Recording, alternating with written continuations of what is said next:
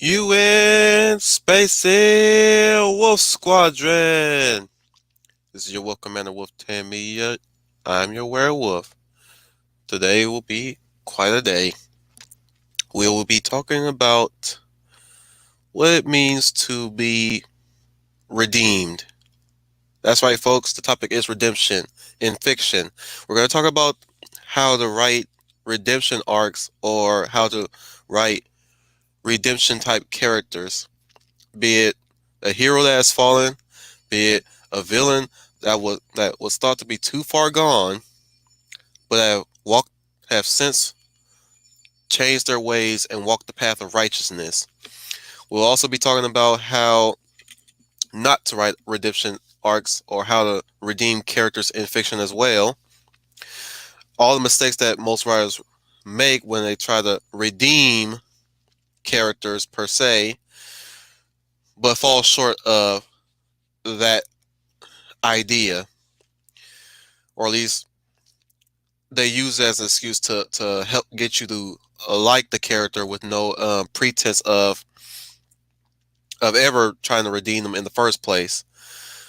We're gonna go over some some ways you can also redeem certain things, or even redeem or use redemption as a theme. I mean, in some cases, you can even use it in the beginning of a story per se. You can also use it as a tool to lay down a message to the reader and the audience it's as a whole, that even if you screwed up so badly, there will always be a chance for you to self-improve, to walk a better path. All that, philosophical, peaceful, Buddhist mumbo jumbo. Not mumbo jumbo, but you get what I'm saying. Welcome to the chat, everybody. We have Chris P, who is first this time. He's finally made to one of these streams. It's going to in a second. Brian Gilmartin's third, and Melissa Harris gracing us yet again with a message for us. Got some work to do, but me and Jake wish you good luck on the stream, and I'm sorry for me and Jake not being in the stream. We work during the day. That's fine, Melissa. That is just fine. Like I said, you guys know what to do if you cannot attend. Give a shout if you can. Leave a shout if you can. Or hit that like button. And okay, we also I see Fatman has a stream coming up too, and I know I'm gonna be part of Matchstick's streams, but I didn't know Professor is streaming tonight. Could have sworn it was Troy. We're gonna be watching Rudolph the Red-Nosed Reindeer tonight. Last time I checked, but let me get the show on the road. So one of the things I do like in fiction, this is one of my favorite type of storytelling too. Redemption. It's a really good lesson to impart on to whatever audience is the medium geared towards. It really gives off that vibe where we it really sorry it conveys to us that there's always hope for us, that we are not forsaken in life. This can come from any religion that you probably worship that talks about redemption. It really stems from Christian mythology,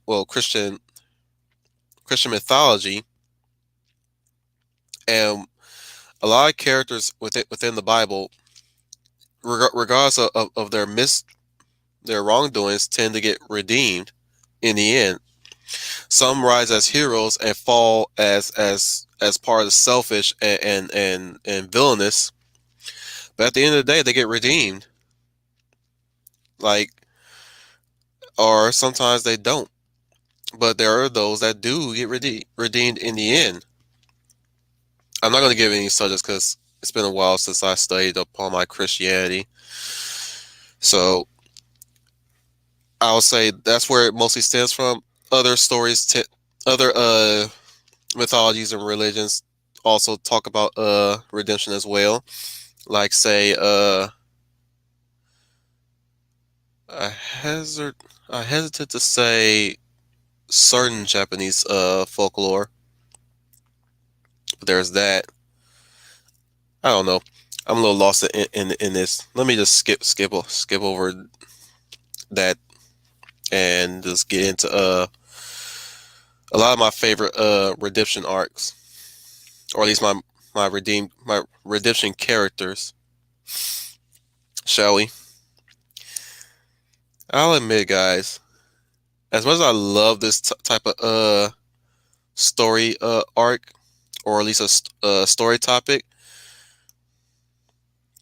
it can be very hand-fisted in some cases in certain stories where it really wouldn't make sense for certain characters to get redeemed. And too often we've seen villains in modern day storytelling get redeemed regardless of what heinous crimes that they've done. They've uh they've twisted the redemption style so much so that they have this snob, smug idea that we're supposed to like the villain. What modern writers fail to realize is that a villain is a villain. You cannot redeem the villain at the end of the story if you already have established them to be completely too far gone. They they do this, and I'll tell you why they do this. It's because, as I've said, and we have Leia plus size here. We have two of my wingmen here. Good, that's real good. Welcome, Leia plus size. I get you're hungry for this one. I hope you guys are ready for romance and fiction next week. But let me continue on. What I say is the reason why modern writers, especially social progressives, try to redeem the villains at the end. And this goes back to what we talked about when why modern writers are so fixated on villains, because the villains are them. They redeem the villains at the end because they are the villains. They want to be seen as the good guy. They want to be seen as the righteous one that is redeemed. That they believe that what they were doing was right, and they want to be right. They do it out of the thought process that what they were doing was right.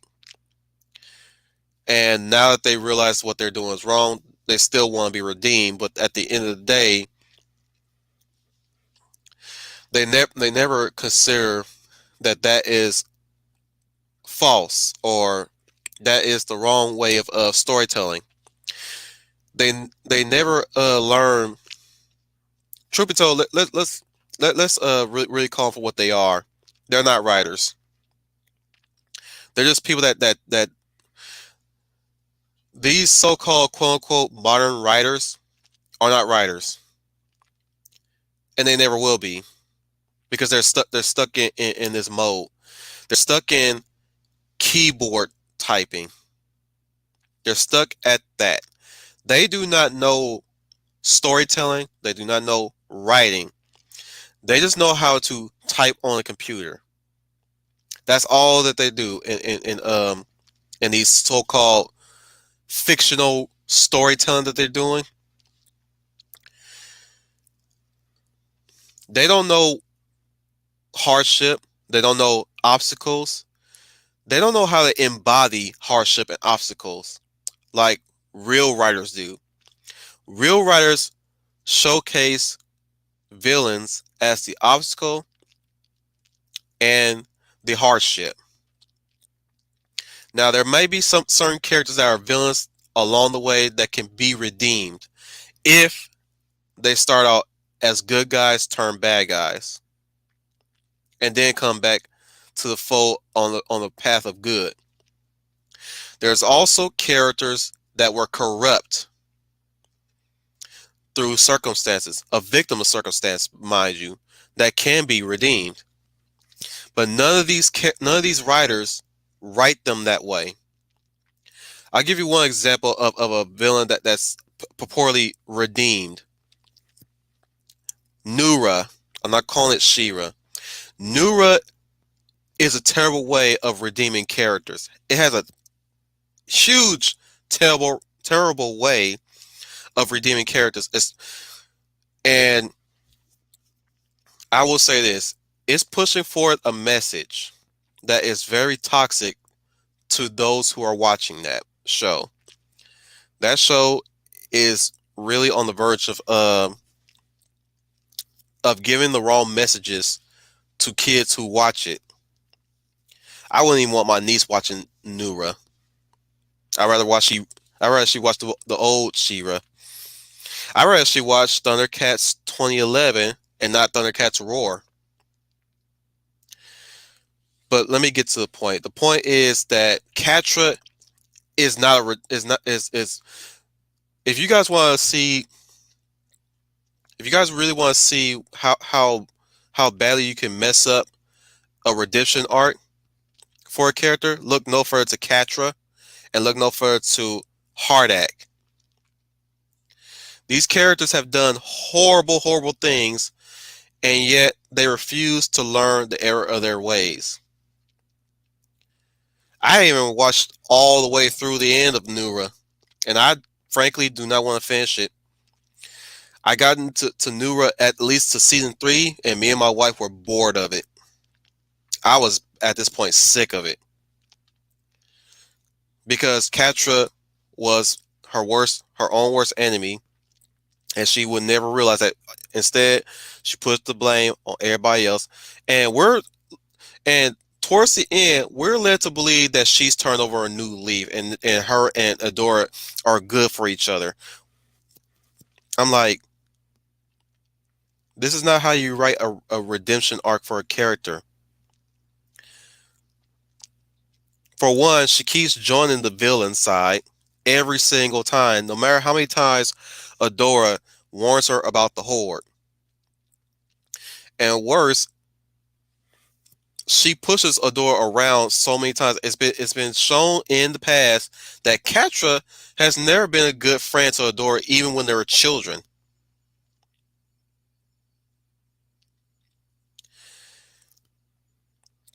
Hardak, he's a pulp. The show, the show sets him up as this super tyrannical, evil person. But when you add Entrapta into the mix, suddenly we're supposed to be more nicer to him because he's a failed clone of Hardak Prime. I'm sorry, no. Hardak is supposed to be a villain. He's not supposed to be redeemed. Now, here's the thing. It would be fine if they had already set up Hardak Prime as the bigger bad, or at least as the big bad. You know what I'm saying? Then we could see Hardak, failed Hardak, I'm going to call him, as the possible redemption character. If they alluded to earlier, at least like around season 2, maybe season 3, that Hardak Prime was coming to what planet are they on again? That's how bad that's how much I care a little for this show. I don't even know the planet that they're on anymore. But whatever planet Shira and company is on, if they had established that Hardak Prime was heading over to that planet as we speak, and Hardak was the whole point of Hardak was to be, let's just say, the herald of that planet's takeover. You know, then I could see where Hardak could have been a redemption character. But this is me speaking on how I would have written the story better than Noelle Stevenson. but I probably wouldn't be able to be given that chance because I'm a male. So, whoa, whoa, whoa, whoa, whoa. I'm a black male, and they can't push me aside, can they? I digress. I'm not gonna get into that. Another way you could screw up redemption is taking the Steven Universe route, where there's far too many bigger bads that's getting redeemed. Not necessarily redeemed. They just turn over a new leaf because Steven is showing them the power of love. I didn't even watch that much of Steven Universe. I I pretty much know what happens throughout the whole show, and frankly, I'm all the more happy that I didn't even dedicate myself to watching Steven Universe all that much. But I know that the world the bigger gems are now the good guys. I'm sorry. I'm sorry. Somebody please. Will somebody please tell me some of these villains need to die? Not saying they deserve it. Not saying that every story should always end with the villain dead, but there should be a greater obstacle that needs to be defeated. That's the whole point of the hero's journey. Of any flavors. Now you can have a character on the side that started off as serving the bad guys but turned good guys. I mean, think about it like this: Silver Surfer, the Herald of Galactus, who became the Herald to save his own planet, but in turn doomed other planets. He tries his best. Now, granted, he tries his best to find planets that don't have sentient lives that Galactus can feed off of. Unfortunately, that's not enough for Galactus to feed off of. So he has to go with what Galactus favors most, the one with the most sentient life. That's where he goes. With sorrow, mind you, he's not the way how Silver Surfer debuted is it painted him in the picture where he committed to the job. He's very committed to the job, or at least he was very what's that word, apathetic to going with habitable planets for Galactus to feed. At least until he met the Fantastic Four and Sue Storm, and that's where he changed his role in life. And even then, Galactus can just create another Herald, but still, like that was his redemption there when he saved Earth. That was his redemption. And now he goes. Truth be told, guys, I don't really know what Silver Surfer does after that. He just goes around traveling to places and just do stuff, I guess. But he does go on the road to be a hero. Now you also have characters like Darth Vader, who we all know what was we if Return of the Jedi didn't go the way it went, if it ended with Luke defeating Vader and the Emperor, we still would have all been happy for it. We all would have been happy for it too, because Luke is the hero. Let's not make no mistake. Luke is the hero. If he had killed the Emperor and Darth Vader, we would have been happy for it either way. But Return of the Jedi throws a curveball at us. See, Vader, despite what he did in the previous two movies, ends up redeeming himself in that instance when he saved his own son. Where his son, here's the thing though, Luke set that up, that there was still good in the man that was once Anakin Skywalker, now Darth Vader. Even despite Vader saying it's too late for me, he could not bear to see his son die at the hands of the Emperor. I'm calling him the Emperor because he never had a name yet when Return of the Jedi came out. Just letting you guys know that. And I'm speaking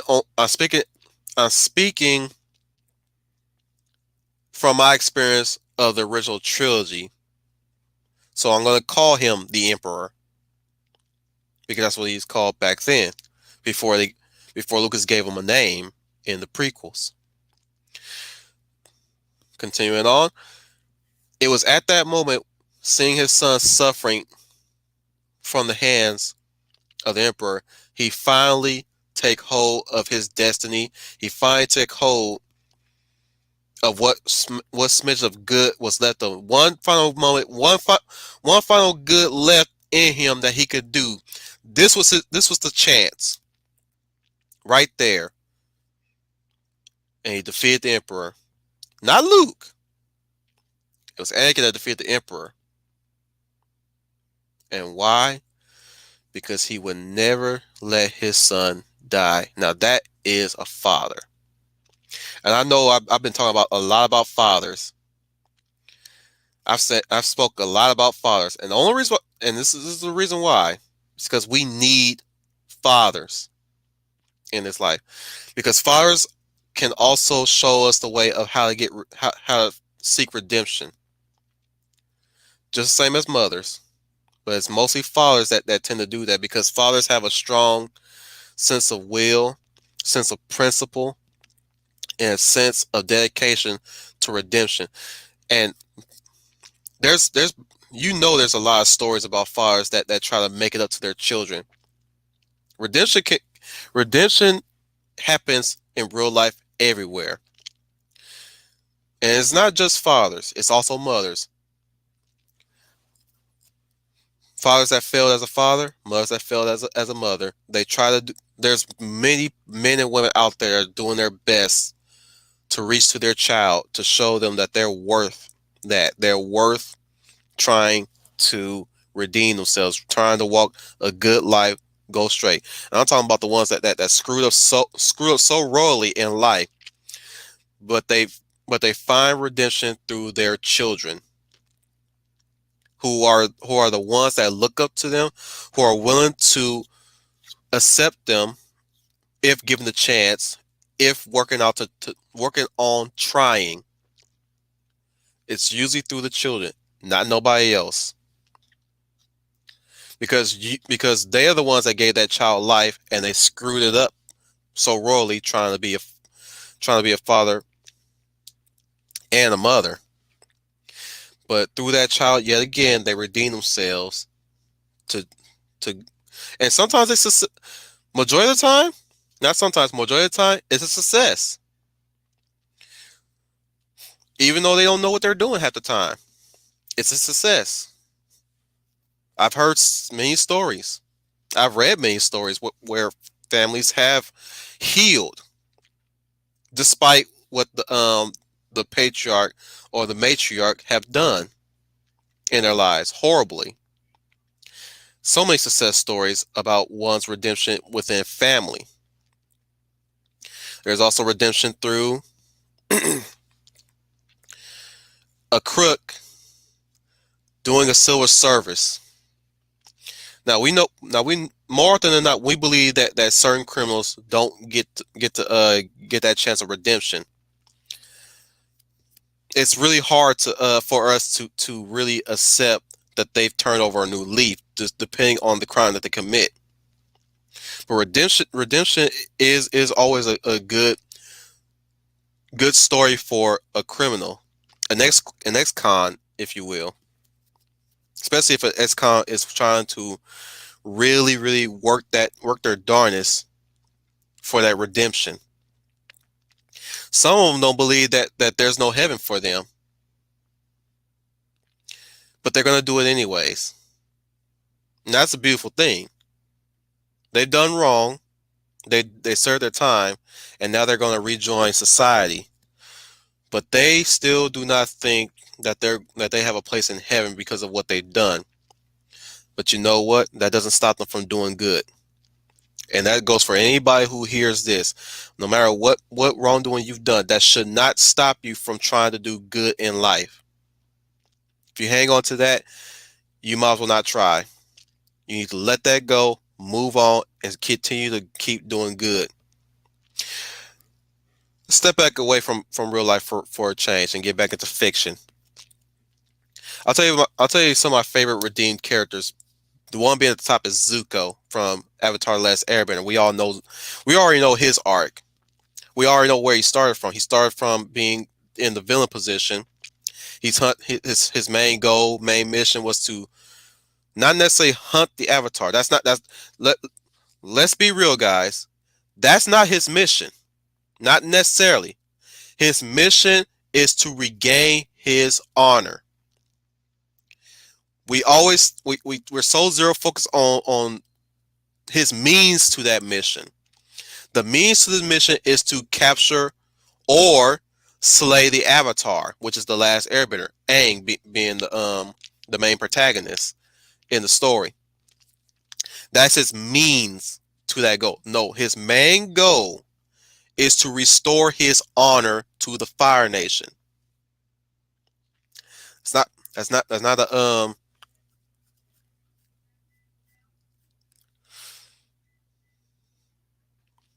Ooh, y'all got some good comments to bite into. I'm gonna try to get through this. I'm stuttering a lot. I'm trying to get through this so I can read your comments because you guys got some really good comments to get into. I love it when you guys do that. But yeah, Zuko's main mission is to restore his honor because he thinks that will make his father proud. We all know what circumstances led him to that belief system. We all know why he was put on that path. But here's the kicker. There is a good angel on his right side in the form of his uncle Iroh. Iroh now here's the thing. Here's the kicker. Iroh is an already redeemed character in Avatar: The Last Airbender. Remember, he was once the Dragon of the West. He broke down the wall of Ba Sing Se. We never saw how he do it, technically, but we also know what put him on the redeemed path, and he finally found redemption.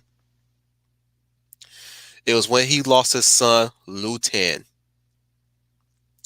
and learning that, especially the tale of Iroh and the tales of Ba Sing Se, that should drive home why he that should drive home why he tries to put Zuko on the right path, because the way that the Fire Nation is operating is the wrong path.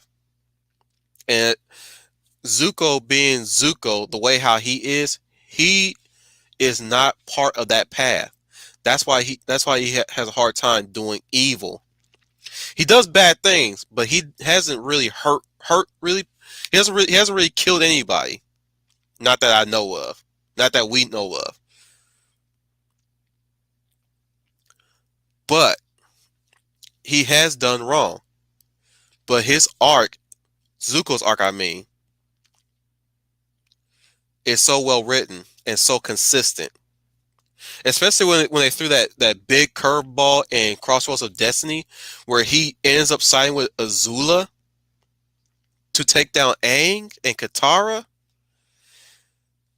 That was a good way of subverting expectations too, because we all expected by that point that Zuko was going to be on the right side. Imagine if they would have went with Zuko siding with Aang in that moment. Would the story would the story would have went the way it went? Do you think Azula would have succeeded either way? I think she would have. I think she really would have succeeded either way. Nonetheless, she still had the Dai Li on her side. She probably would have took down Aang the exact same way. I'm under the belief that she would have. like it still would end the same way, probably in different positions and in a different way. But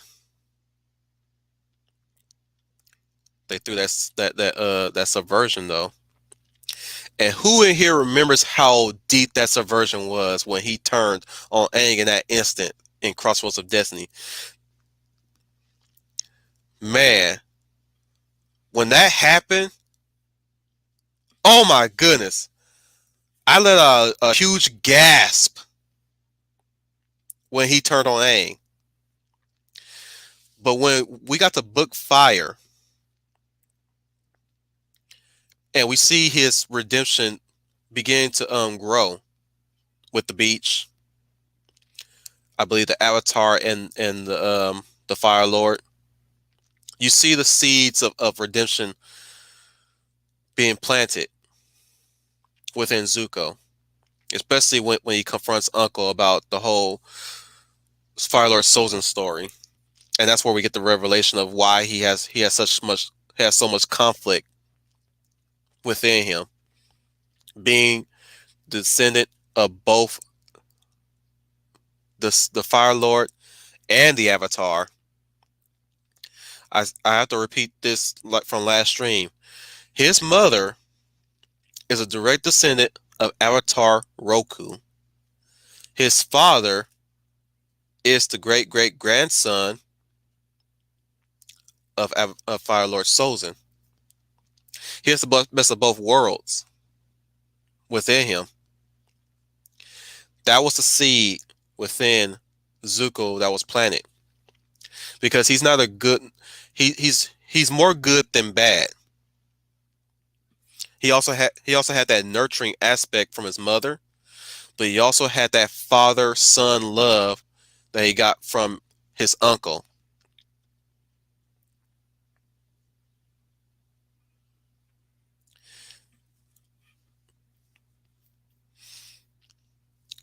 But that culminated, that that whole arc culminated when he turned on his father on the day of Black Sun, and he laid all that down at the feet of his father, all the stuff that his father done to him, to his sister too. He never mentioned his sister though. It was all about him in that moment, in the moment, and it was also in that same episode where he acknowledged Iroh as a better father than Fire Lord Ozai. And this is where he made that proclamation towards his father. I'm gonna help the Avatar defeat you. And and I'm pretty sure when he said that, the whole world rejoiced. All those who were Avatar, the Last Airbender fans, and who were Zuko fans, a, a legion of Zuko fans uproariously cheered. Because, man, I threw my fist up in the air and I said, right on, Zuko, you tell your dad. But let me get off of Avatar real fast. Let's get to another redeemed character, shall we? I know I brought up Vader. I brought up Zuko.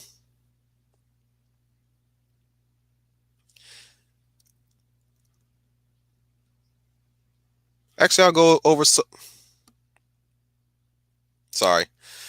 Look, you know what? We're at the 30 mark. Let me go over your comments real quick. Started from the top, now we're here. Started from the top, now the whole team here. Started from the top, now we're here. Started from the top, now the whole team here.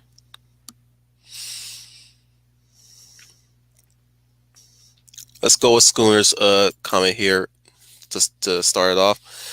I agree. Redemptions in the past were a journey, but now it's just a light switch or a bargain bin. Let's not forget that. It's a bargain bin too. Brian Gil Martin. I said a good redemption arc requires a good build-up. Basically, the character has to realize their actions are wrong and not just at the end of the story. Exactly. No, redemption should never come at the end of a story yet, unless it's being weaving within the story. You got, especially if you got a character focused chapter or episode or movie. it really has to hammer home that this person is on the road to doing good. Another from Schooner Tuna. I agree with you. The reason why we're made to sympathize with bad guys and media is because the bad guys are making the media. Yep. They're twisting. They're tw- they cannot handle reality, so they try to As RJ put it, from the fourth age, in one of his videos. I can't tell you which one. You guys gotta look that up for yourself. Check out his channel, guys. RJ said that they cannot handle reality, so they have to rewrite reality for to suit their needs. As Jules once said, the tyranny of evil man. Sorry, the path of the righteous man is beset by the iniquities, by the tyranny of evil of the selfish and evil. I watched that line up, but you guys get what I'm saying. And that's what they are. They're tyrannical and they're selfish. It's all about self when they write. All about them. Narcissism is an illness. It's a plague. And they don't do good for the sake of doing good. They're doing good by virtue of how it makes them look good. Not how it makes them feel good or because it's the right thing to do. And they'll never understand why people do good for the sake of doing good. They'll look at firefighters and think, oh, they're just doing their jobs. If they're just doing their jobs, then why bother saving a life or putting out fires in the first place? If they're getting, they're getting paid, but they gotta do it because these are people's lives. You can't. Being a firefighter is dangerous work. It's endangering your life, but it's also somebody's life that's in danger. You choose to be a firefighter for the sake of protecting those, even if they're idiots that probably lit a cigarette and dropped it while sleeping. But at the end of the day, even if it's their job, they're still doing a good service by saving people. For somebody who was the selfish and the tyrannical to think that's why they're doing it, just to get paid, that says a lot more about them than it does about the man who uses an axe to chop down a door to get at least a baby out of a fiery situation. Excuse the pun, by the way.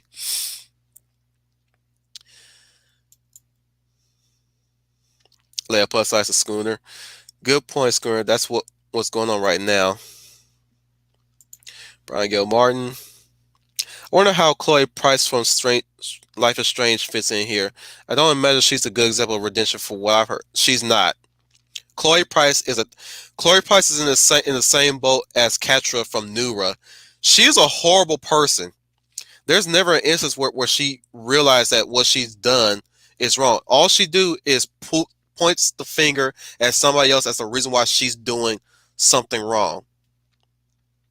And that's not how you write a character that can be redeemed. A character is supposed. First of all, she doesn't really take responsibility for her actions that much, and she guilt trips her friend Max. For that matter, it's the reason why I stopped playing Life is Strange, because I played the first episode for Cool Mid, but after a while Chloe got annoying, really annoying. And I was like, I just can't with this woman. I just can't. I quit because she was so bad. And the game really it really kills me how the game is trying to prop her up as this person you're supposed to really care about. I don't care about Chloe, guys. I'm sorry. She's not a good example of a redemption character. Plus size. I agree. Redemption does not mean the same in this day of cancel culture because, as you say, they think the bad guys is the hero. And there's nothing wrong with a bad guy who was once a hero. That's the thing. and that's where the word tragic hero comes from. You can also have a bad guy that you also have bad guys that do things for the right do the wrong things for the right reasons. But like I said, that's kind of like a corrupt villain or corrupted hero, tragic hero. Period. But yeah, ca- about cancel culture, they don't think people can be redeemed either. So I'm like, you guys are not even. Here's the thing: those who don't believe in redemption or anybody can be forgiven or forgiveness for that matter are not human. Robots have way more compassion than these yahoos. Schooner Tuna. Nura is a toxic show because it claims that if you feel bad for the things you do, if you if you're angsty or whatever, then nothing you do is evil. It's the world's fault and you're just a victim. Stupid. Agreed. And where that comes from is that these guys are so drunk on victimhood. It's all about them. They hate the world, and it's the world's fault they're doing the things they're doing. I swear to you, if they had a Behelit, they would have sacrificed anybody or they sacrificed anything to be an apostle. I'm talking about Berserk World. If they had, do not give. I would say this to the guy hand. If the guy hand's listening, do not give these yahoos a Behelit. I'm, it's gonna be sacrilegious when I say this. Give it to somebody who actually knows that they're evil. Don't give it to these yahoos. They wouldn't even know. I they will activate it even if they haven't. They'll try to activate. Well, actually, you know what? Do try because they probably want to figure out how to work the bed anyways. Actually, you know what? Give them the bed. I want to see how they try to activate the bed. That would be hilarious to watch. Let plus size again. When I think of redemption, I think of Xeon Warrior Princess, and I think she was redeemed in her final episode. Well, here's the thing, Leia. She was redeemed in Hercules' Legendary Journeys, or at least Hercules: The Legendary Journeys starts her redemption arc throughout her whole series. She's been go she her whole series is her. No, here's the thing, Leia plus size. Hercules: Legendary Journeys redeemed her. She was already on that road of redemption. She got completed in Hercules: The Legendary Journeys. Xena Warrior Princess is her doing good in spite of her past crimes. She's I put her in the category of ex-con, if you will, an ex-con trying to work their debt to society, trying to be a model citizen again, trying to adapt to being good, or at least try to prove to the world that they have turned over a new leaf. Like Hercules, the Hercules episode that introduced her was her redemption story. Her hero's journey is her proving that she can now be a hero to the world. Whereas everybody else have continuously thought of her as a monster. But she despite all that, she continues to fight the good fight. She continues to fight for good. Sometimes she be a little sarcastic about it, but hey, it's Xena. We're talking about Xena here. But she was already like yeah, that was not her. That was not her show. Her show was being a hero. That was her show about.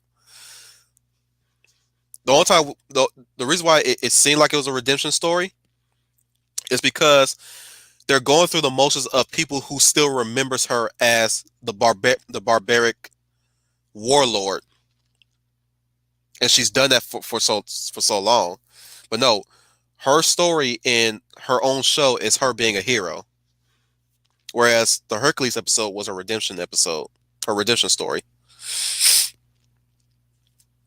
and she redeemed herself when she found out that her men did some things that she told him not to do, and she finally left that life now, that warlord life. But yeah, Brian Gil Martin. Some villains are simply too evil to be redeemed. I mean, how do you come back from mass murder? I say you don't. Eh, I'm on the side of there's a way you can. It's just that that's a stain in your life that's gonna be uncleaned. Because I'm sure there's a lot of people that done lot of killing that go on a go on a good path. I'm sure soldiers like to think that there's no heaven for them for all the things that they do in the service of the military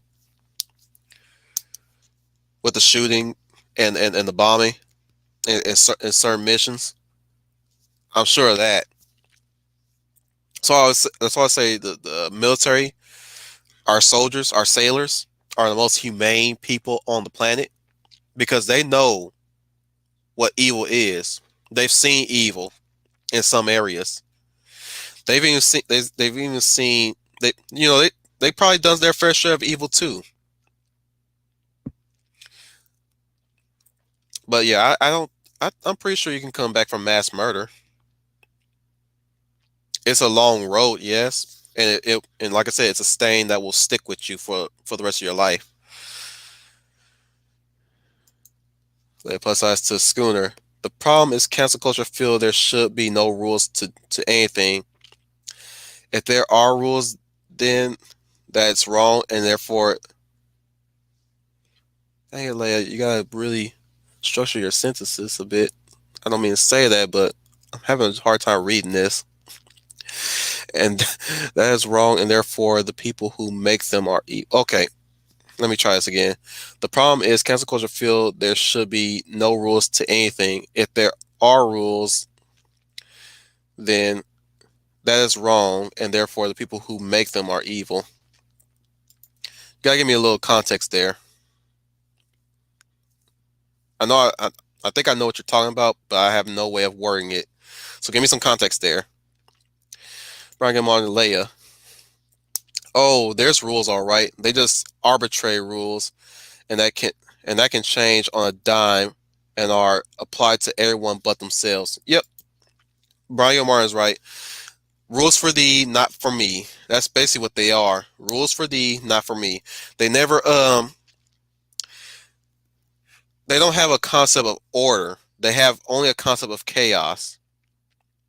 That's it. They don't have no rule. They think by not having rules that makes them better than everybody else. But then then when they try to apply the rules, they change them on a dime because they have that chaos within themselves. That's why they cannot be leaders. Leia plus size. That is the one reason why I love the Return of the Jedi and Luke is my hero because after all Vader had done, Luke still believed his father was good, and that's true to life in real life too. That a lot of us have to really take into account our family, regardless of whether we love them or not. If they're trying to do good, give them that. Let them try. Let them try. Sometimes you don't always have to like them, but at least give them a chance. Sometimes when they want to connect with you. Sometimes it takes a long time for them to realize that they messed up in life, especially towards family like you or like me. But ever so often, you guys gotta give them at least a smidge of chance. You don't have to always give them a mile. You don't know where that mile can take them, but give them that inch at least. That's a I think that's one thing that the redemption of Vader is supposed to be. Sometimes our dads are not perfect. All the time, our dads are not perfect. Most of the time, our dads are not perfect. Seldom our dads are. It varies depending on father to father, but our fathers are not always perfect.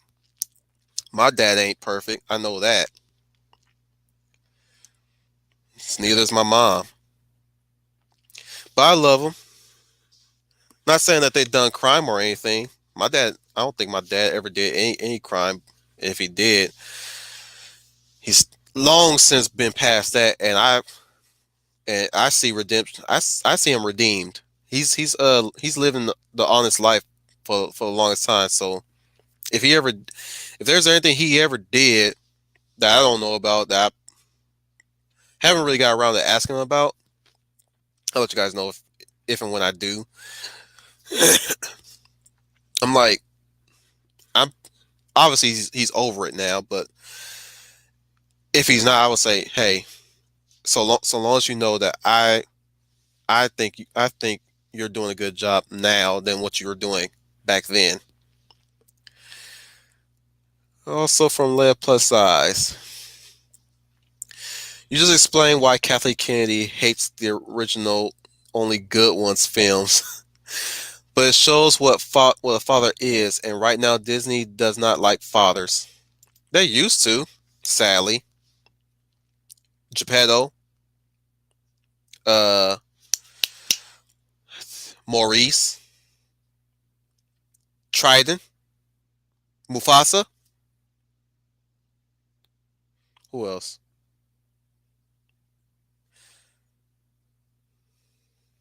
Sorry, Pungo.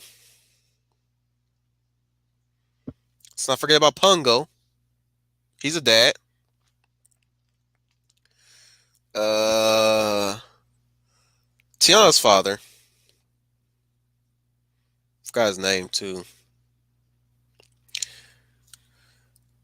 Heck, even Moana's dad. Well, here's the thing, Leia.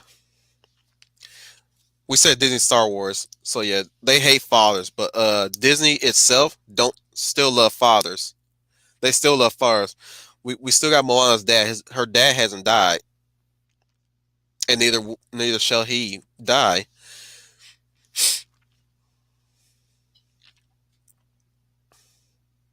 Maui is a good example of a redemption character in Moana. Now that you now that you bring now that I'm bringing up Disney, Maui is a redemption character. He took the heart of Tafiti. Remember that, and he almost set he set up a cataclysmic event of the world, and through Moana, he was able to be redeemed for his wrongdoings. And what was his reward for his redemption? A new hook, a brand new hook. That was his reward because he worked hard to get redeemed by helping Moana heal Tahiti.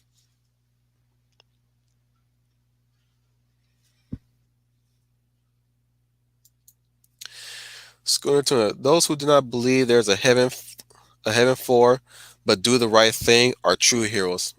Amen, brother. Amen. I like this.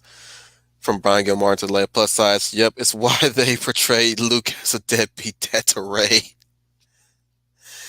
Same with that clone. Neil start with his opener. The brilliant star that shines through the night, the ghost pepper in the throat of crime. Rise a man stands before you. Welcome, Schooner. Neil.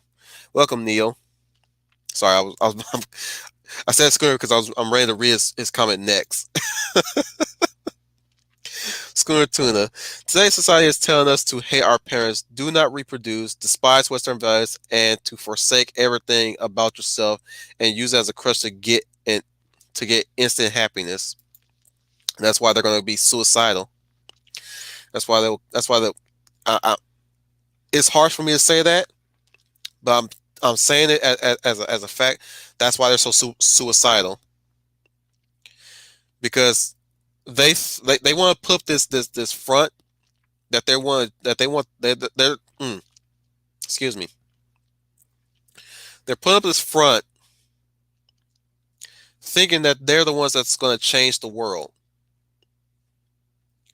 But they have this idea that even if they do make changes, nothing that they do is a victory. So I don't believe they don't. Here's the thing, guys. They don't believe in victory. Did you notice that? They do not believe in victory. But those of us who have a common sense, knows what victory is. But these guys don't believe in victory, even though they changed some things that mind you, we don't like these changes. But they make these changes, and still they don't believe in victory.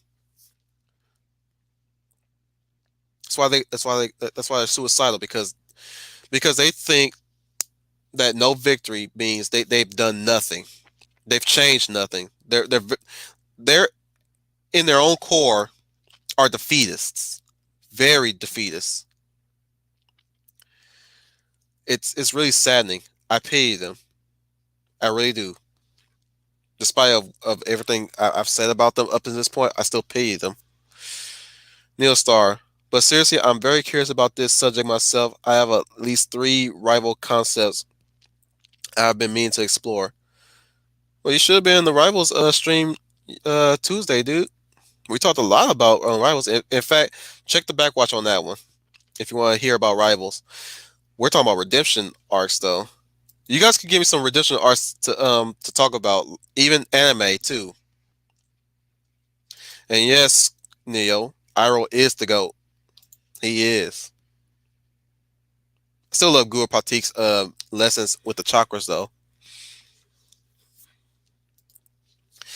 Leia Plus has the Brian Gilmore. Agreed. And that's what killed Star Wars to me and why I don't watch or want to have anything to do with Disney Star Wars. I don't It's sad how they managed to with their own way of thinking, they have managed to eliminate very wholesome franchises that held dear to people, from Terminator to Star Wars to even Doctor Who and Star Trek. It really saddens me at this point how much they got into, and it's sad to think that we allowed this. Not just the big shots over at the studios, we also allowed it too.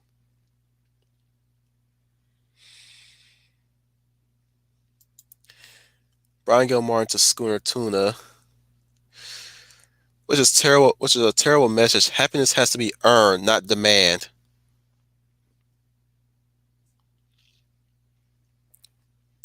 Sorry, demanded. You're right. Redemption arc for the rivals. There, what redemption arc for the rivals? Rivals don't really have redemption arcs.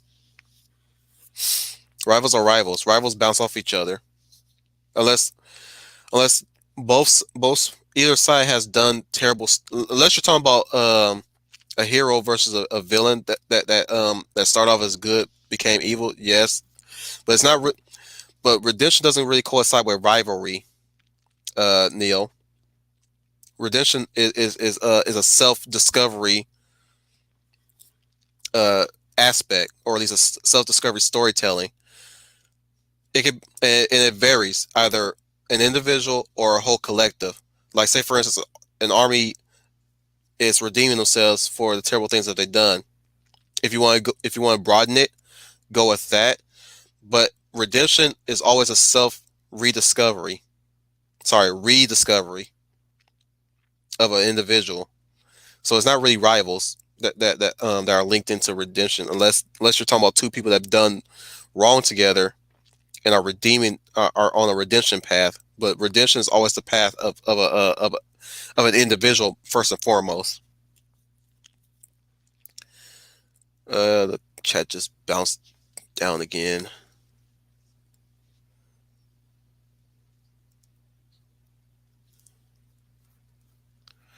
We have the Guyver Patriot Oil Lister. So far three of my wingmen are here.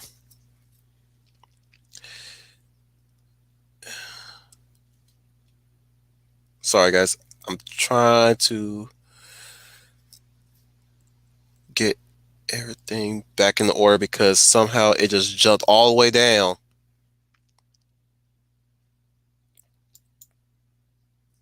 Let plus size to Schooner Tuna. You're right about today's society, but what they think that for themselves, they think that will make them happy, but it's making them more depressed. Right on. Right on. Schooner to Brian Gil Martin. I agree, but I do not think they know how to earn it and believe they need to come it and believe they need it to come to them. It's a shame, really. Really, I'm feeling truth be told, guys. I'm feeling you guys pity right as we speak in this chat. I really am. I really am feeling like you guys are sharing my pity of these guys. Schooner to the last plus size, I agree, and they call it realistic, but realism is often mistaken for cynical, and they often think they need to hurt others to be happy. That comes from people who've been abused too. It actually comes from people who have been abused. If you guys really think about it, abused victims tend to become the abused. I mean, the most abusive. Outside of their abusers, they're the most abusive people on the planet. And I say that with very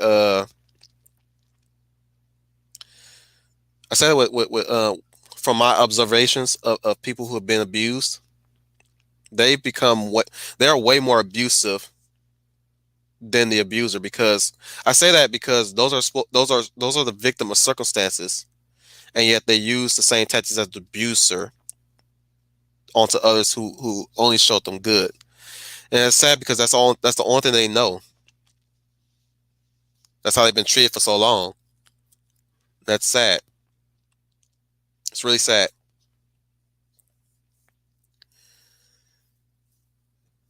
Yes, Neil. RJ is well. Here's the thing, Neil. The reason why he's so well informed is because he by definition is a professor. He studied a lot of stuff. That's why he's so well informed. He's a professor, just like the Professor Geek.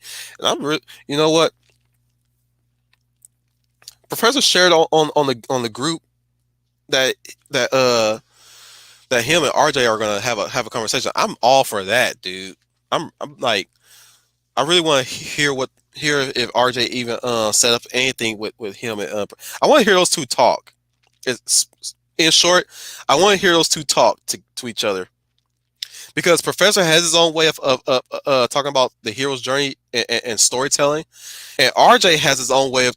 I want to see both sides of those, not necessarily both sides of the culture. I want to see those like-minded minds connect.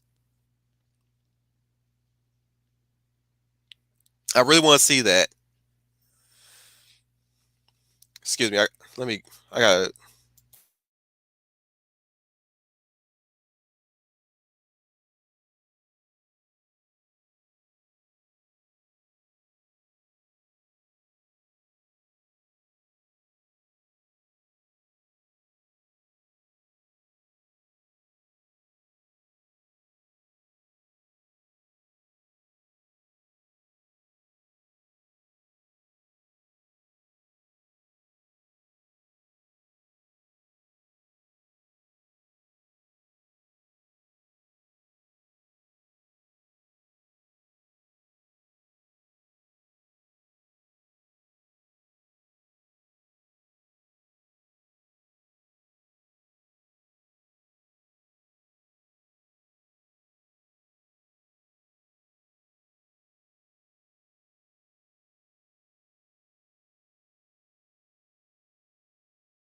Sorry for that, guys. I'm back.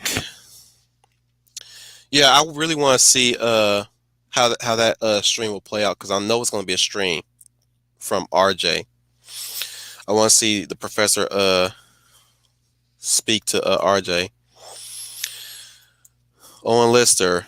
I always thought of Zuko as an example of a good redemption arc. I just talked about that earlier, by the way. Brian Gilmartin to Schooner Tuna. That's another awful message. If you have to make your happiness at someone else's expense, you're doing it wrong. You're an evil person if your happiness is dependent on the suffering of another.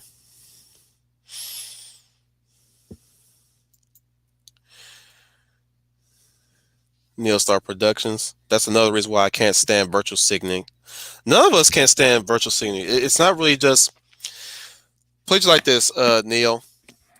It don't necessarily have to be people of other ethnicities. And I botched that line. My tongue done tied up. It goes to it goes to everybody. Everybody has been virtue signaled. Even white men. Even white men. May not have seen it happen, but I'm sure of it. People have been virtue signaled all over the place. It's everywhere, Neil. Just letting you know, it's everywhere. Anybody can be virtue signaled. Anybody. Brian Gilmartin. They don't understand doing good because their own morals, quote unquote, and I use that term loosely, are based on convenience and clout chasing. It's always yes, it's really convenient stuff. They want things handed to them all the time. It's gotten worse over the years too. It used to be mild. I remember in the 90s, like in the 90s, it's like we still had this message of doing good, work hard for what you believe in. You know, Sesame Street and PBS stuff. Now it's like people just got tired of it. Just got tired of doing that message. They got tired of lecturing people to do good and do right. They just got tired, and now it's rampant. It's like it's flooded. Yeah, I said that earlier, Neil. They're more concerned about what make of it making them look good, not doing for the sake of good. This is the comment I wanted to really get to. Finally here, the most irredeemable character that they try to make us sympathize with is Rick Sanchez. He is a mass murderer, insane, bad mouse slash talk down to anyone who disagree with him. I don't even watch Rick and Morty. Lead Plus has a schooner too. Agreed. Now they're not hiring people to write comics or movies. They're being hired to write their own lives instead of the character. Example that I am not Starfire crap and Miss Marvel. Yep. Well, that's like I said. These people who they're hiring are not writers. Most of them are bloggers, and all they do is blog about their lives. That's how they get their money. Is they blog about their lives, and now they're blogging about their lives in superhero comics. They are not writers. They're keyboard typers. That's all they are. They don't even they don't even know how to type an essay. If you look at some of the articles, these woke articles, their sentence structure is terrible. Nobody has no concept of proofreading or or grammar whatsoever. It's hard to read their work because nobody's not enforcing the practices of writing onto these idiots. They're not writers. I'm sorry, but they're not writers.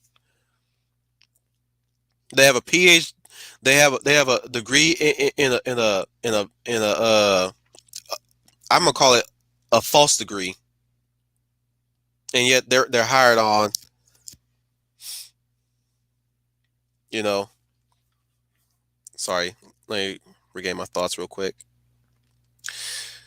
They have a useless degree, and that's all they can do is type about their lives.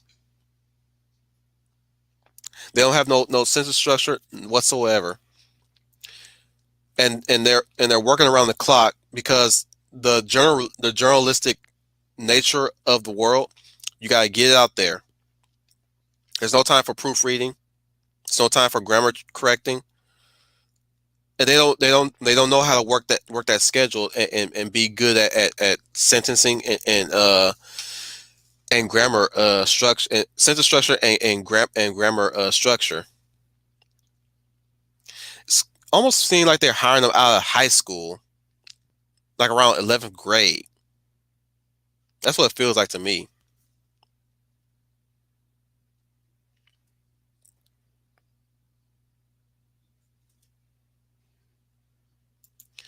Schooner Tuna. But because he eternally suffers, we're supposed to excuse him. Nope. No. No. I hate those type of people too. We got people like that in real life. People who are you're supposed to hate you're supposed to like me. You're not supposed to hate me because I suffered too. I suffered too. How? Why? Why do I have to suffer because you suffered? Why am I supposed to forgive you because you suffered? Forgiveness is not given, it's earned. You don't earn my forgiveness if you expected me to hand it to you on silver plate. And I'm usually a forgiving person, but I'm I will tell you guys, and I've said this in the comments a bit times. I'm very rigid on how I give my forgiveness, how I impart onto things to others. I'm very rigid. I'm like a stone that can't be moved. So when it comes to forgiveness, you guys got you like people need to understand that my forgiveness is not easily earned, like most people are.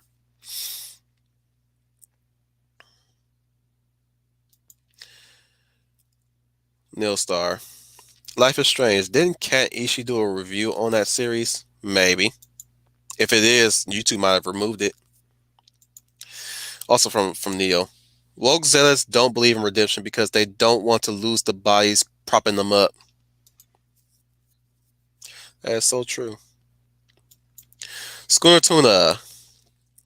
Honestly, the whole point of Life is Strange is that Chloe Price is a fallen character.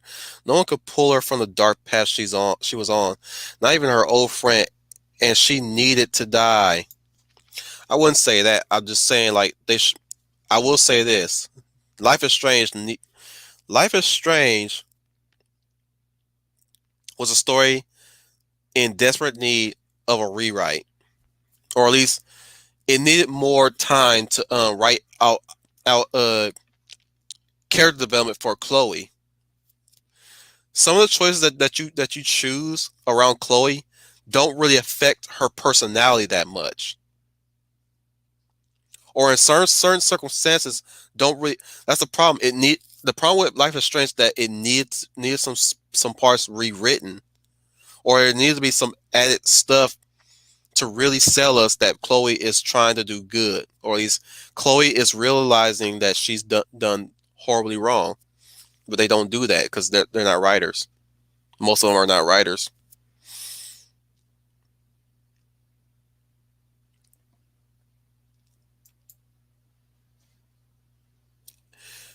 Oh, unless they're so Xena was a spinoff of Hercules in its own way. It became its own show. You can't really call it a spinoff if it lasts at least like what 8 to 10 seasons. It's not really a spinoff after that. It's its own show. It's like Angel.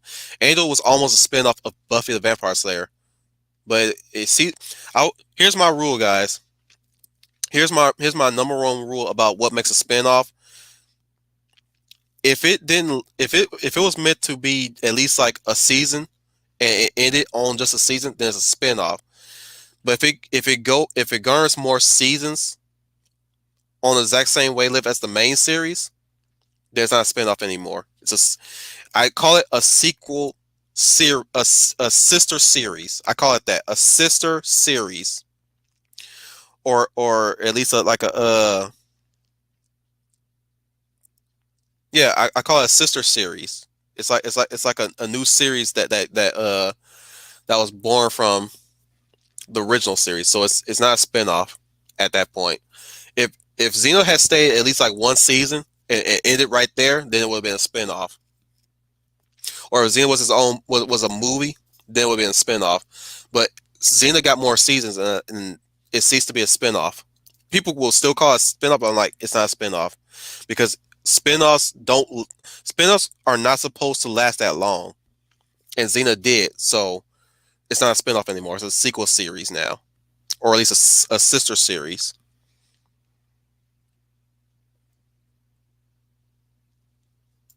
Now I know the context of this comment. Yeah, Chloe did nothing to help herself, or at least she does nothing to help Max out. It's like she always wants Max to do something for her, but she doesn't do anything for Max. Spawn in itself is an entire redemption arc, period. At least, because he was at the start. He's the series start the comic series start with him on that road.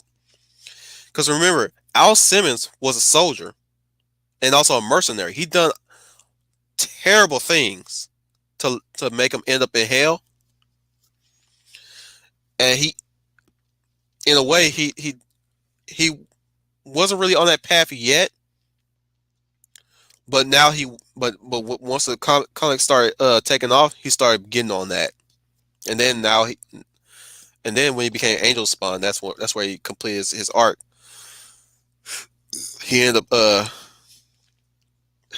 he ended up being God, the devil, and the mother, Gaia, in a way. I didn't read that, but I studied up on that, quote unquote. Neostar. I mean, I'm pretty sure Vegeta destroyed a planet or two while serving Frieza. Yeah, he got redeemed though. But his biggest redemption move was trying to stop Boo in the Boo saga when he exploded. That was his redemption. That right there completed his redemption right there.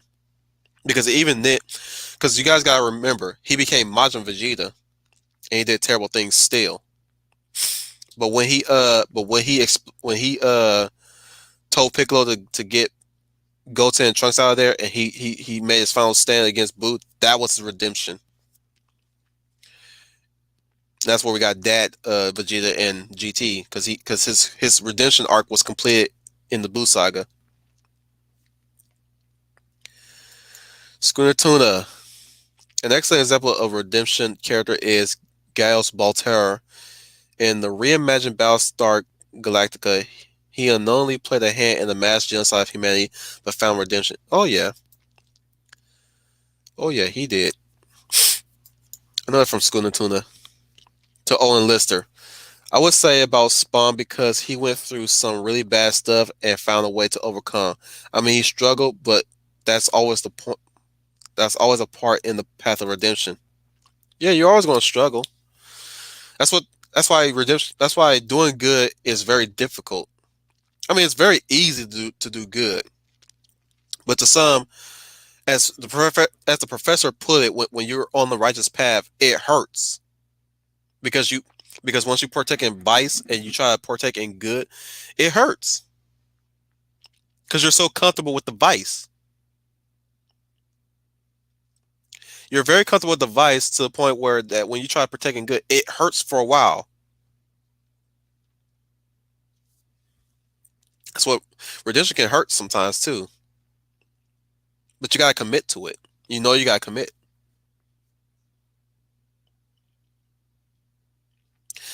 How could I forget the Sultan? The Sultan's a good man. He is a good man. The Sultan, yes.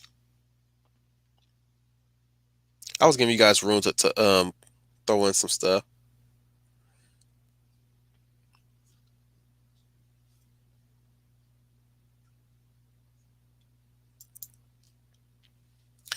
Kerchak from Owen Lister. Kerchak from Disney's Tarzan is an example of a flawed but still good father and leader. He's also uh no. No, he's not a redemption character. Because he didn't do anything wrong, period. So he's not a redemption character. I was gonna say that, but he's not a redemption character.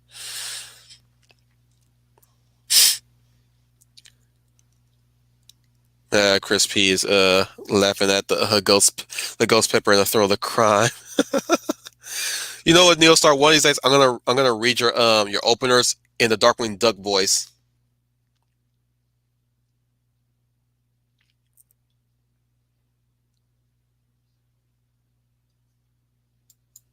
Schooner Tuna.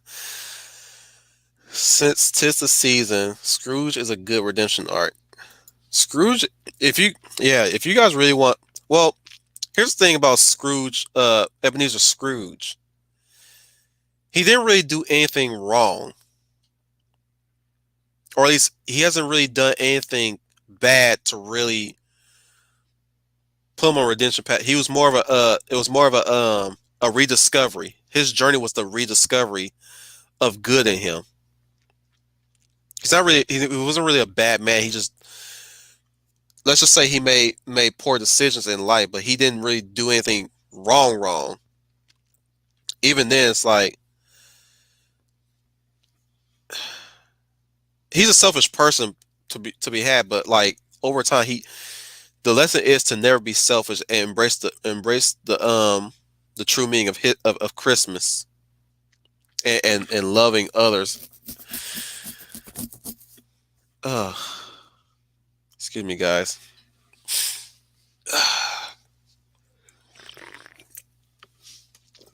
Still trying to keep my momentum going.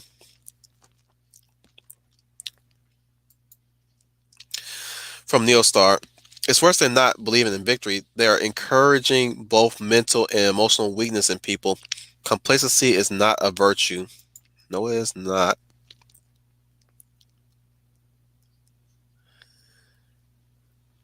I agree, Leia plus size. RJ does have some of the best videos. I agree.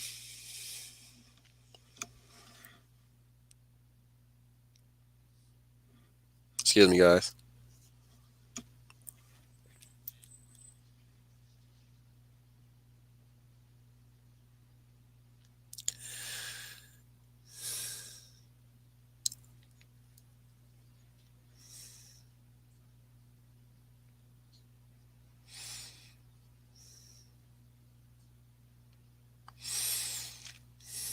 Excuse me, guys.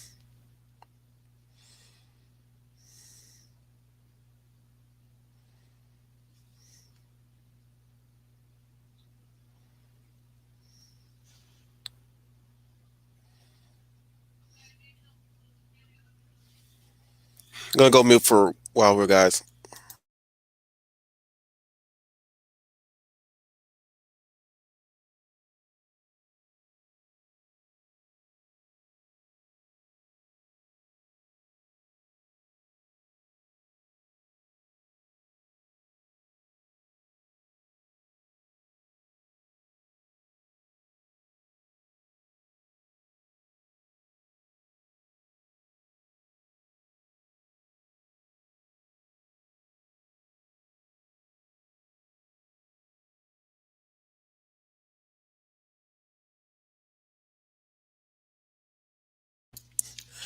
Well, these days I'm gonna find a way to play music for you guys whenever time I have to break away from you guys. I know that Star Wars girl have like clips that she shows to play while she leaves to do something.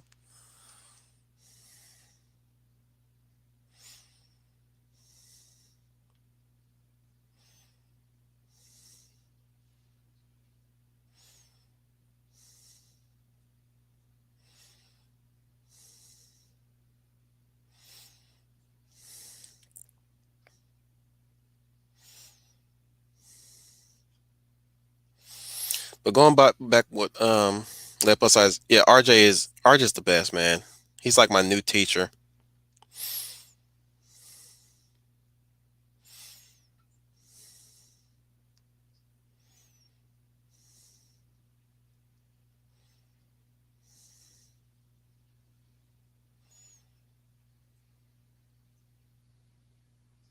Oh, she did.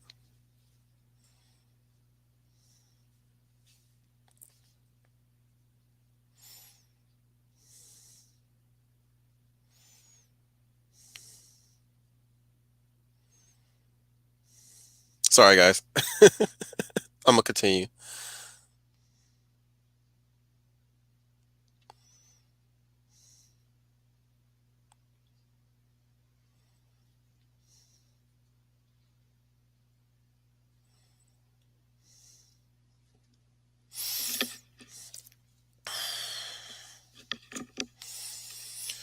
All right, let me continue. Sorry about that, guys. I don't like to pause on my show. You guys know me.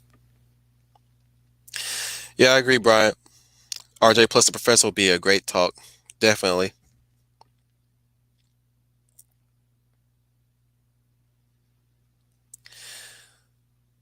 Let me move down a bit.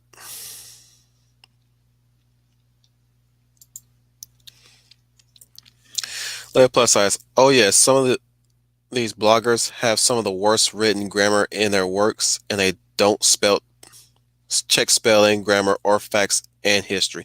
Well, worse, they don't even look at history at all. They don't even care about history. They don't care to learn about history because to them, history is tragic.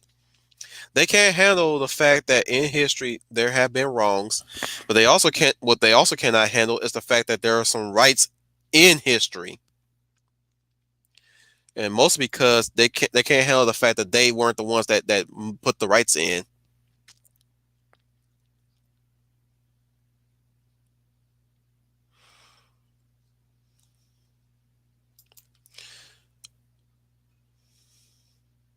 Brian Gil Martin.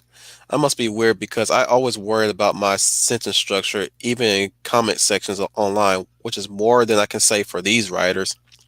We all are writers, guys. Just letting you guys know that everybody here in this stream right now are writers. Because if you're stopping yourself to check grammar, to check spelling, to rewrite and rephrase and restructure you are a writer. You are a writer. If you are if you are kicking yourself in the butt for every little minute mistake, you are a writer at the core. So don't ever feel weird because you are a writer, Brian. Even if you probably haven't wrote anything, you are a writer to your core.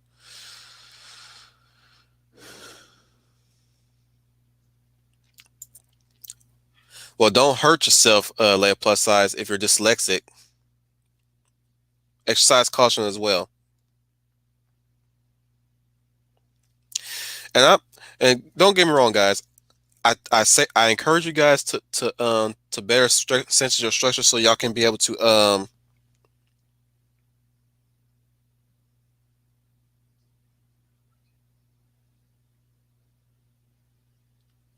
I'm sorry, I got a little distracted there. What what I'm saying is that I encourage you guys to always work real hard on your sentence structure. And the reason why I say that is because it's easier for me.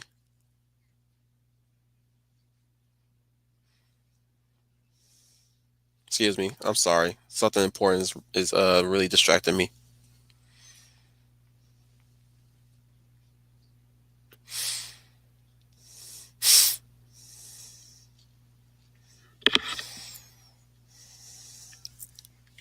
Anyways, yeah, I encourage you guys to do to make sure your guys' are sentences are properly structured, so I can be able to read it well, and come up with a way to address it proper. So I want to be able to understand where you're coming from. Is what I'm saying. That's why. So like when I notice that something is off, it really messes me up because proper sentence structure helps flow, and that's always about for me, flow. So when I read it and your sentence is off, that's what throws me off because the flow is out of whack. If I had to explain why I encourage you guys to for sentence structure, that's why that's what I mean by you guys gotta give. That's why I say you guys gotta give me a little more context too. Like give me a little more context to what you guys are saying sometimes, so I can be able to add my 2 cents to it, basically. But don't try to hurt yourself too much, like plus size with you being dyslexic. If you are dyslexic, then yeah, try not to hurt yourself too much while you're doing that. But yeah, still, I if I'm like really hard on myself to censor structure, then I have this hold the same expectations to everybody else. Because I do the same thing. It's like dang it, that's a poor sentence structure. I gotta correct that. You know what I'm saying? So I'm like you like I expect the same thing from you guys too. Owen Lister, I went on a tangent there. I think my main problem with Spawn's character, at least in the show, he was very reluctant and rather mope around than do the right thing. I know he's been through a lot, and it's still. Well, that's the main criticism everybody has about the whole strong Spawn stories. Period, because it's that he whines too much about it. He was always griping over Wanda, and he hardly did anything to do good. It's like he was so. That's the thing. He was a flawed. That's what made him a flawed character, for better or worse. Is what I'm saying. Is the fact that he kept he was stuck in the same way for a while until we finally got moving with the real plot, which is the redemption thing he was doing. Schooner Tuna. I'm still talking about Chloe Price. Chloe Price doesn't do anything for Max except try to use her for her own means of self gratification in more ways than one. Wink. Yeah. She once she discovers her friend has time traveling problems, she just exploits it. That's not a good friend. A good friend doesn't exploit a good friend does not exploit another friend, regardless of their talent.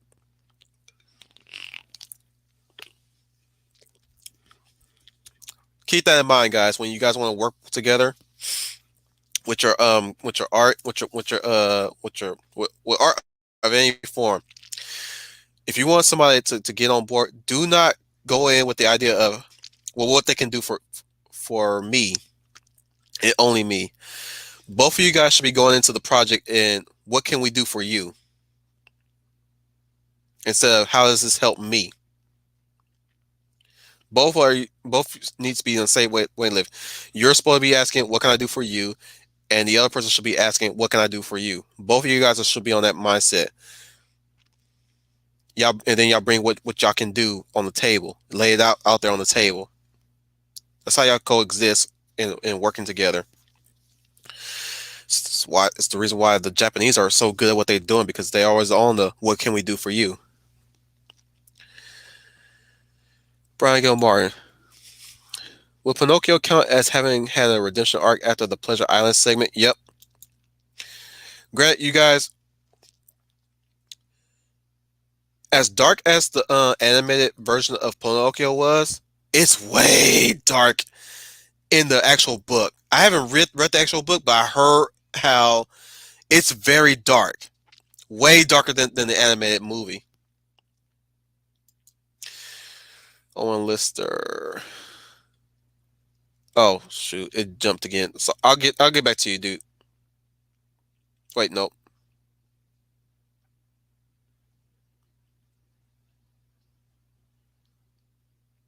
Okay, yeah. Vagabond to Leia plus size dyslexia. That's when you read things backwards, right? Yep. Or at least some. I think sometimes it also mixed the words around too in parts. It's a good character. Actually, you know what? That leads me to a really good character. Rubber Band Man from Stag Shock. He was a villain for a time in Stag Shock, but then he turned over a new leaf in season two, I believe. Somewhere in season two, he's you see his road to redemption. He got back into his music career. He started becoming a hero now, even though Stag didn't see it for a while. But after a while, that's when like come about season three of Stag Shock. Rubber Band Man has now been a hero at that point. But back then he was a villain in the first season. But over time, Streaks, as I think his name was, he became a good guy. Now that's a good example of a villain turned good guy. Same thing with what's his face? What's his face? There's another character I can't think of him right now. But that's a Rubber Band Man is a good example of what you're talking about. Well, actually, I bring up Rubber Band Man because in one episode we learned that he's also dyslexic, and he fought through his dyslexia to save the world, or at least save Detroit in that instance. So yeah, that's the reason why I bring him up, because he's also dyslexic. And let me tell you this, guys. I'm gonna tell you this right now.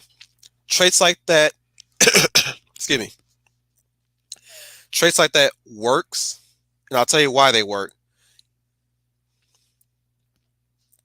The best traits like that are good when you don't know that that character has that yet, until you find out later on.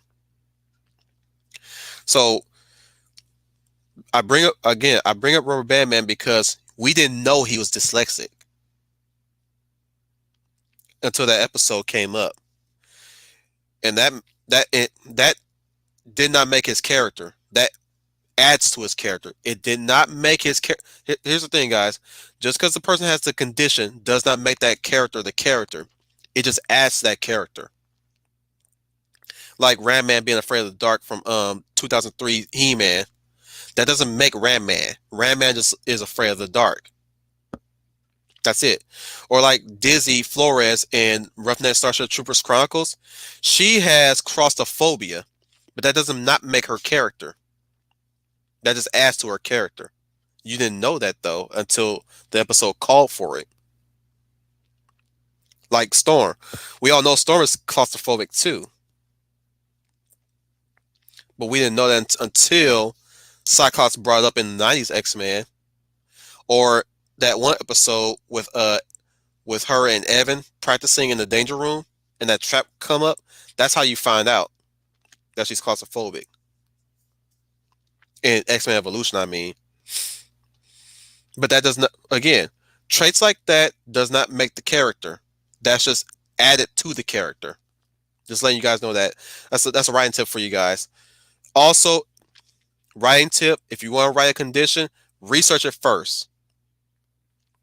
Just like I would say, if you want to write somebody with PTSD, Ishii is the man you want to talk to about PTSD. Or talk to anybody who has real PTSD. Not fake PTSD, real PTSD. That's like, remember that, if you guys remember that last stream I was talking about after years to Ishii and Kat. I was like, I rather, like, before I even go with the PTSD angle, I want to ask you first to talk about PTSD, because if I go into it, I probably would not know what the hell I'm talking about.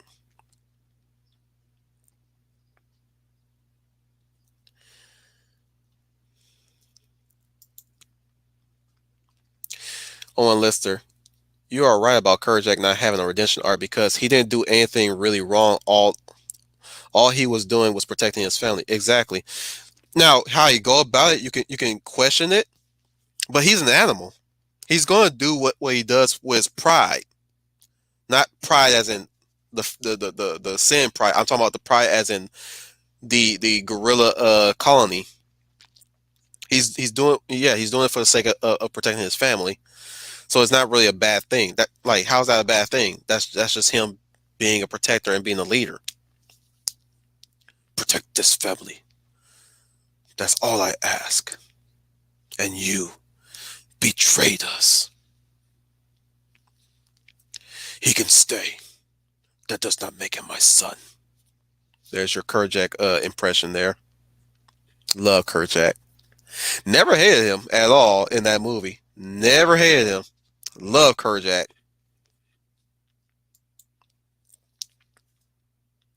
Let's go into tuna. And this is why they do not want to do redemption stories that way, because true redemption requires self-reflection on oneself, and they believe they're not at fault. It's just sad.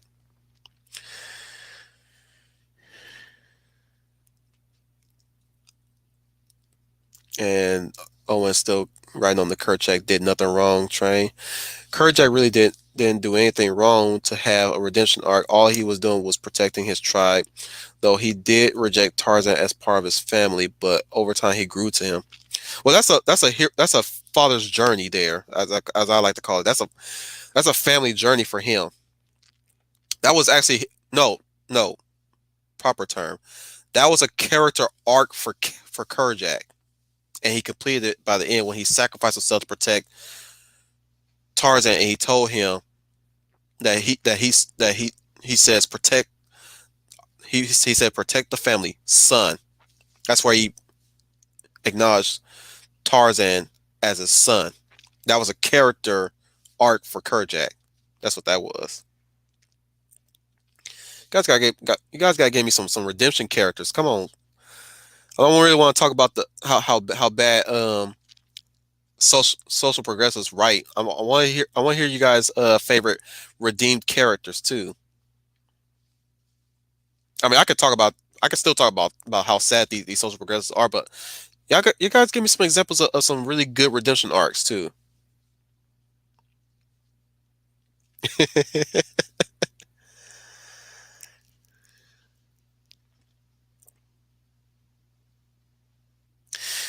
Yeah, Leia. It I will tell you, I would not know what's like living with dyslexia.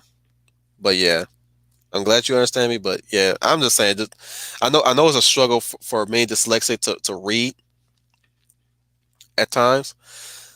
So yeah, just like I said, try not to hurt yourself too much. Because I care about you guys. You know I do. I care about you guys. Okay, Neo. Wonder! There. That's my Michael Jai White impression.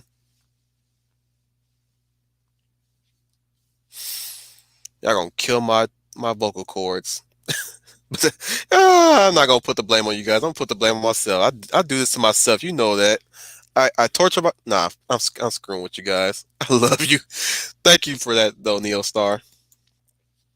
Anyways, oh, unless they're back on Spawn. I think that problem for Spawn's character was that in '90s everybody loved those edgy, broody characters, so they milked it instead of developing his character. That is true. You also can lay the blame on McFarlane because he's a one trick pony in some ways. I'm so glad he's not in comics no more. And he's just doing toys and statues and stuff. Brian Gilmore, as I say, it takes two to tango, so treat your partners as partners, not conveniences. Right on, my brother. Right on. Neil Star. Agreed, Wolftan. My artist has done a lot to help me with Henshin Hero Riserman, so I always do my best to support his work too. Right on, brother. Right on. You chasing the dream anyway, so and he's helping you. Both of you and him are helping each other chase the dream. So yeah, it's a two-way street. Again from Neostar. Indeed, Robot Man is least and balanced more developed in the show than his comic book counterpart. I would not know what his comic book counterpart is like.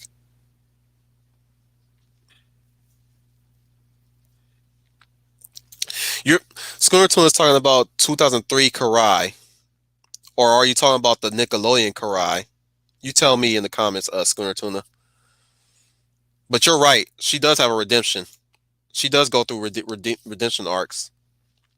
You might be talking about Nickelodeon Karai though, because I think that's the main one that has the big redemption arc. Thank you, Neil.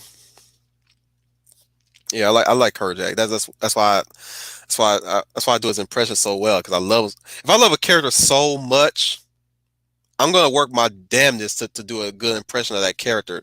I told you guys this before. I've said this in the comments. I'm a perfectionist, so I work real hard to do impressions like that. And Leia plus size. Well, my favorite redemption stories are already talked about: Vader's, Xena, and well, I asked is Bucky Barnes. He is. Bucky is a redeemed character. He's done a lot of hits in life, but now that Steve has Steve through the help of T'Challa, He has now been partially freed from the mind wipe. Not the one mind wipe. The brainwash conditioning that Hydra put him on, and now he's doing good as the White Wolf. He's no longer Winter Soldier. He's White Wolf now.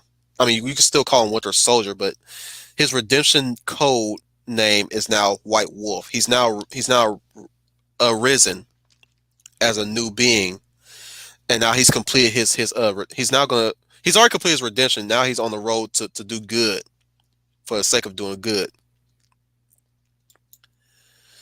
So yeah. And Brian Gilmore. Cecil started off as a Dark Knight for Baron who stole Mysidia's water crystal and unwillingly burned a village. He then rebels and eventually becomes a paladin to confront his king. Exactly. I got to that part too where he became the paladin. I haven't beaten Final Fantasy yet, and I don't think I'll ever be able to because I don't have the emulators anymore, and I don't have the energy to go work around to get the emulators again. Too long, guys. Too long. So I'll sit well watching a long play of Final Fantasy 6. No, not 6. 4. I think that's where Cecil is from. You tell me, Brian, which Final Fantasy Cecil is from. I think you guys are slowing down a bit. Maybe. I guess I'll keep talking. I'll speak another redemption character. I haven't seen much of the Nickelodeon Ninja Turtles that much, but I know Karai goes through a big redemption arc. She at some point she side with the turtles, or she works in the shadows with the turtles to stop her father, the Shredder. I was right. It was from Final Fantasy 4. Thank you, Brian, for clarifying. I said 6, but I corrected myself by saying 4. I know my Final Fantasy, guys. I know my Final, not all the way, mind you, but I know my Final Fantasy. Check out Final Fantasy Union, by the way, for more stories about characters individually. Final Fantasy Union has a really good archive.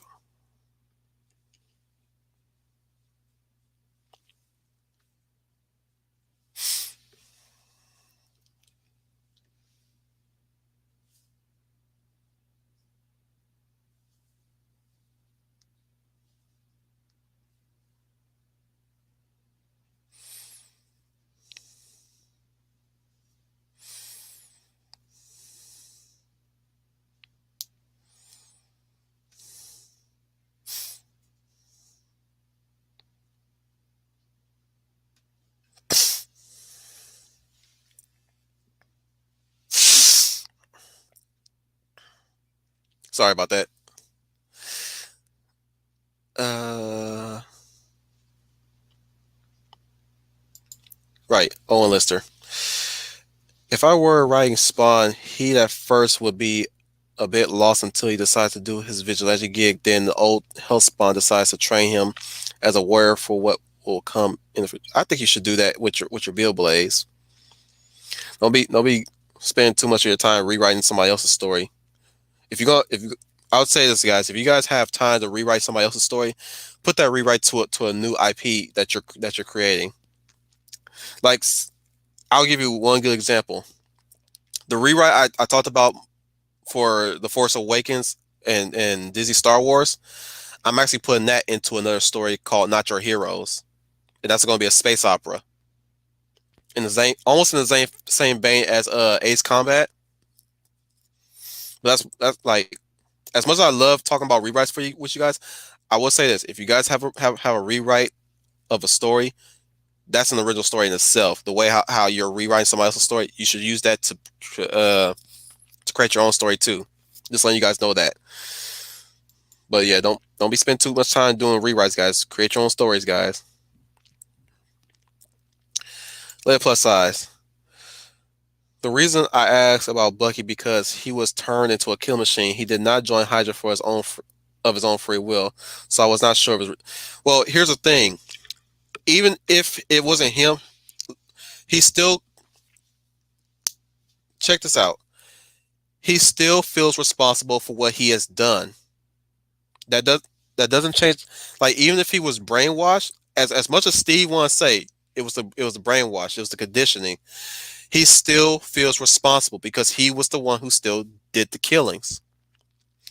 Like that that goes for any written character in fiction, hypnotized or not. They still did the dirty work. It was still them, even if their mind wasn't there. Their body was the one that did it. So body. So despite him being what was that? Despite him being that's probably me. So despite him being brainwashed and conditioned to kill people, he still feels responsible for doing those even if his mind wasn't there. That's why he feel bad about it. That's the thing. Uh, that's the thing. He still feels that's why he's on the redemption arc because he still feels responsible for all the deaths that he caused. Schooner Tuna. I was talking about the Nickelodeon Turtles. Another example is the Guardians of the Galaxy redeeming themselves, but that's just me. No, the Guardians of the Galaxy are well, specifically the person specifically is on the redemption. Two, in fact, is Gamora and Yandu, and maybe Rocket. But his arc was not about him redeeming himself. The real characters who were redeemed are Gamora and Yandu. Gamora redeemed herself in the first movie, or at least she's on the road to redemption in the first movie. Whereas Yandu redeemed himself because he was going to give Quill to Ego, like many other kids before him that he's done until he found out what Ego does to those children. You know, that was his redemption arc in Volume 2. So yeah, you brought up a good point there, Schooner. Neo Star. This is a riser, man. Okay, never mind. Let me read it. Beware of the outros. The sneaky octopus is always looking around the corner, waiting to ambush the party. I hate that guy.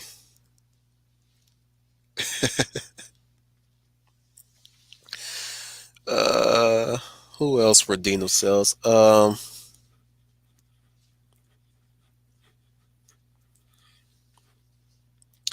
sorry. I'm still thinking of another good redeemed character that I liked. That I liked a lot.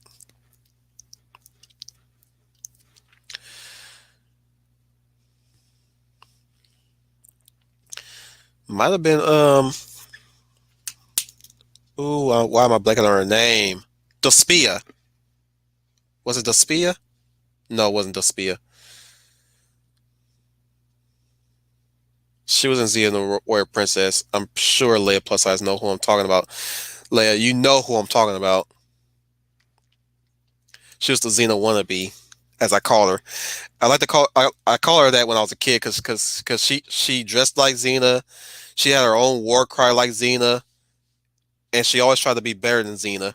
That was her whole mission, her sole mission, but until she became an angel somehow, which is weird in Greek mythology.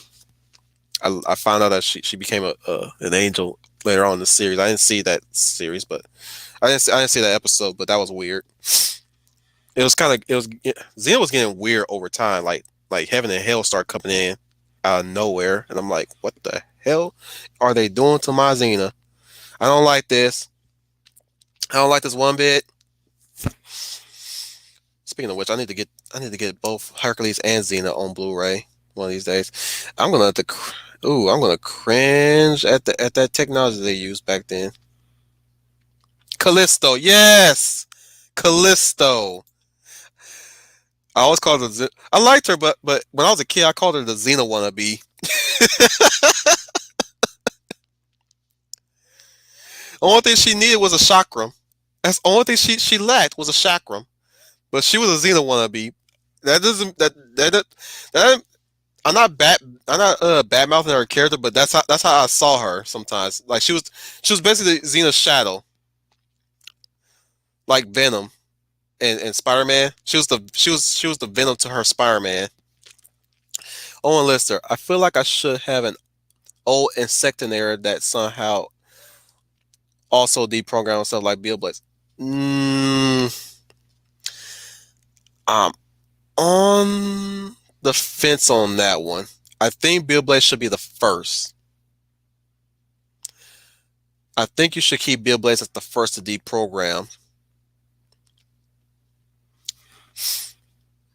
Make him keep him the special, Owen.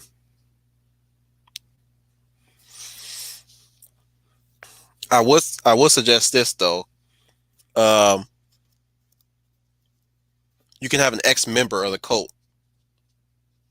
Create an ex member of the cult for a redemption character.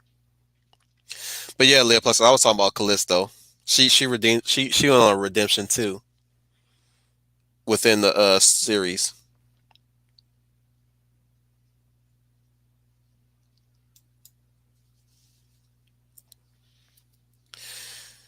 Here's one for you from Brian Gil Martin. Astroma in Power Rangers when she became Corone again and became the second Pink Galaxy Ranger. Yep, she her arc was really good too.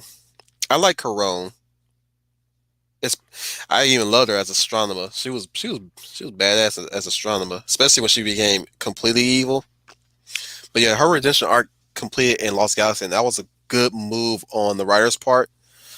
It also helped the actress Kendricks because we all know that the actress who played Kendricks in Lost Galaxy was battling leukemia. So I say it was a smart move on their part on how they replaced her with the actress who played Corone. So that was a good move on their part. Very good move. It that's one thing I gotta say about old Saban Power Rangers and Disney Power Rangers. They did a real good job of rehiring actors and actresses to reprise roles. Sadly, I had to bring him up, but Cole was the sword wielder of Uramasa and Samurai, and I think this came about before he went to jail for murder. And let's hope he goes through a redemption himself in real life. Hopefully he served his time and realized the error is raising. You know, life is life, man. Who knows what will happen with him? Anyways, Schooner Tuna. I remember all their faces. That's my best Bucky impression. He's a man of a few words.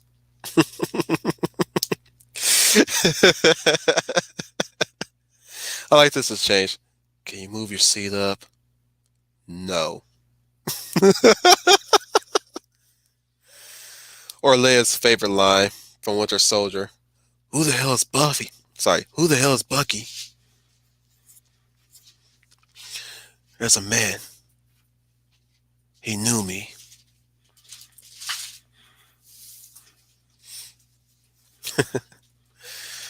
I gotta watch those movies again because it's really it's really infectious to watch Steve and Bucky interact. Who also remembers the Covenant? Because Sebastian Stan was in that one, and he was a villain. He had these cool lines too. It was an edgy warlock movie with four boys. Taylor Kitsch was in it, and also War and Peace from Sky High was in it too. Everybody would, man, you'd be surprised where everybody got their start from, and where they're ending at, or where they're in the middle of. It's crazy when you think about it. But let me continue on with the redemption line. Hmm, who was also a good redemption character?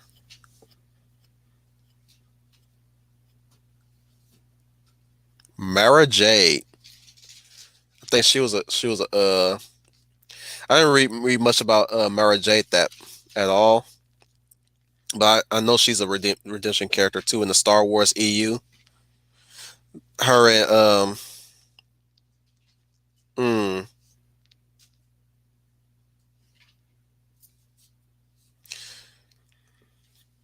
y'all guys gotta give me some anime redemption characters too, guys. Come on, I want to hear your favorite redemption arcs in anime as well. I start with mine. It's definitely with Vegeta. Um,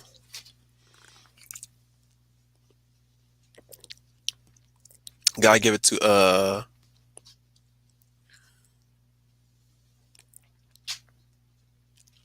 gotta give it to Guts too. Even though he's the hero of the story in Berserk, he's done some dirt, but he earns his redemption too. Same thing with Farnese. Farnese is uh, if you want to talk about Berserk, everybody's almost a redemption character. They all go through their redemption arc, especially Farnese. Farnese has done her little dirt, and she's on her road to redemption.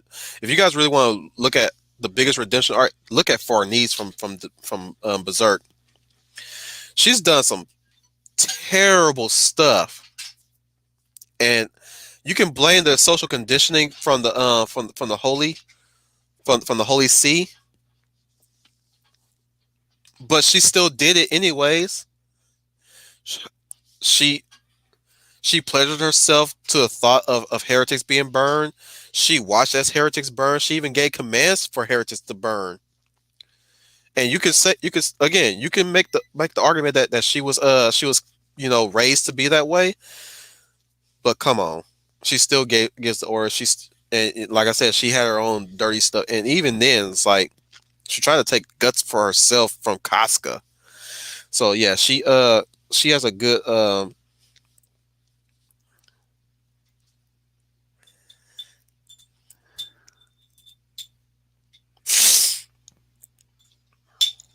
yeah she goes through her redemption arc really well. She's a well-rounded character.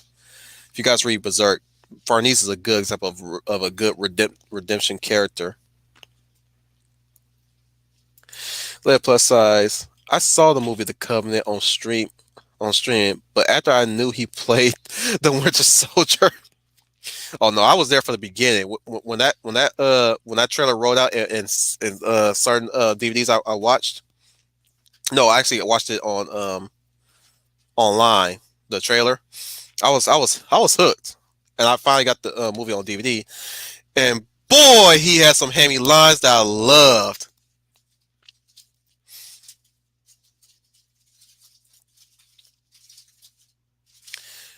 It's going to Revan from Knights of the Old Republic. I call him Revan the Redeemed in my book. If you choose the redemption arc, which is really do good, period. Once once you if you're doing light side, of course, which is the canon storyline for Revans in the EU. I call him Revan the Redeemed. But yeah, you got a point. He's man, that's good storytelling right there. Really good storytelling. Owen Lister, Envy or Scar from Full Metal Jack, Full Metal Alchemist Brotherhood. It's Scar that's the redeemed character, not Envy. Envy dies. Remember that Envy dies. He doesn't get a redemption. He gets slain by Mustang. Well, actually, he's slain him. He takes his own life. He doesn't get redeemed. Um, if you want to go with redemption characters in that in Brotherhood, there's Mustang, there's Hughes, Risa, um, Armstrong, Alex Louise Armstrong. Even basically any soldier, any state alchemist that took part in the Ishvalan War are redemption characters. They're on the road to redemption. Mustang being the biggest one. Scar being a product of the Ishvalan War and being the product of being a slayer of state alchemists. He's a redemption character. Heck, even Edward has a redemption arc too, because he's done some terrible things too, but he redeemed himself in the end. There's also Greed. I think you were talking about greed, um, Owen. You're talking about greed, not envy. Greed. If you want to talk about a homunculus that actually redeemed themselves, it's greed. When he got infused with Ling, or as out Edward calls him, Greeling. I think that's who you're talking about. Brian Gilmore and talking about some wrestling. Will a face turn in pro wrestling count as a redemption arc for a wrestler if they become a heel? Yeah. I mean, if a heel became a face, yeah, that would count. If it serves a story in wrestling, it's count as a redemption. Let me put some, I'm afraid I don't know much about anime or the characters, so I can't list any of this stuff. Well, you don't necessarily have to list. I'm saying I'm giving you guys great examples, either from a book, from a movie, from an anime, from a cartoon, from a game, from a comic book, wherever you found redemption in a story, bring it up. Even if it is from mythology. You don't. I'm not saying these are specifics. I'm giving you guys examples of where you can pull it from, so we can get the discussion going. You guys list me some stuff that maybe I don't even know. Schooner Tuna. Most of the main cast in Yu Yu Hakusho are redeemed characters, pretty much, from Yusuke to Hiei to Kurabara to even Kurema. They're all redemption characters. Yusuke being the big example because he actually he would have went to hell had he not saved that kid. But saving that kid earned him a chance to redeem himself, and that's how he got back to where he was in Yu Yu Hakusho. Same thing with Hiei. Hiei was a terrible demon, and he ended up he ends up doing right by working with the good guys. And Karama was a thief originally, and he reincarnated himself to earn redemption there. Kuraba, being a bad boy, you know, doing terrible things, he joined Yusuke in their line of work and became a spirit detective too. Excuse me, but yeah, all those guys are redemption characters. They don't have redemption arcs per se. Some of their arcs have already been concluded, like Kurama's. We get backstory of how Kurama got to being pretty boy, pink haired Kurama versus what he used to be. You know, and he earns his redemption through working with those guys. So Owen Lister, yeah, I was thinking of Greed. I confused the names for some odd reason. Yeah, I mean he's not redeemed in the original anime, but that was like Brotherhood is actually the true story of how things are supposed to go. So that was his true story right there. In the original anime, he just died. He got killed. He got offed. Kaput. He ceased to function. Trying my hand at a little bit of Monty Python humor there. But yeah. Who else is a good example?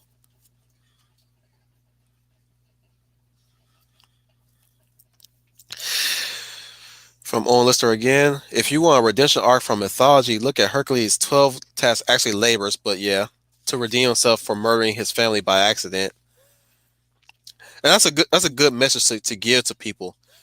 Just because Hera was the one that brainwashed him to thinking that his family were three brigands that was trying to come and attack his family, it doesn't change the fact that he did the deed. He killed his family. He's still at fault. He can put the blame on Hera, but he still killed them. You know what I'm saying? He still killed his family. So that's why he did the 12 labors to redeem himself. And that's a good lesson to part on somebody. Redemption is a ladder to climb on. And think of the labors as a ladder to climb. He did a number of things. Can't name them all off the top of my head. He first he slayed the Nemean lion. He slayed the no, first he slayed the Hydra. Then he took on the Nemean Lion. I'm not getting the order right. You guys can correct me if I'm. You guys can give me the right order, but I think the order comes with Well, first I think he started with menial tasks like clean the stables with the horses. He got the got the I think they were apples for a tree from a titan with his, and I think he tended to man eating cows. Then he got to the ones that were more we know him of famously, which is slaying the Nemean lion, taking out the Hydra, or at least in some cases he sealed up the Hydra. He didn't really kill it because the heads keep growing. He sealed up the Hydra. He slayed the boar. He did some other tasks I can't remember though. He did a lot of tasks, 12 to be exact, but still, that's the only things I remember him doing.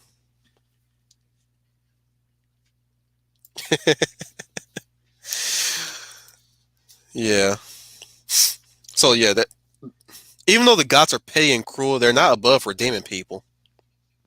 They're not. They're not even above forgiveness either. They're just a bunch of a holes sometimes. That's the problem. That we also got some redemption in mythology too, if I recall correctly. I think Thor went through a redemption. Or maybe he didn't, because oftentimes Thor's an a hole too. Oftentimes, pretty sure there's a Norse god that went through redemption though. Yeah, they did. They tried. They failed though. I think it came out of nowhere. To me, to be honest, it came out of nowhere.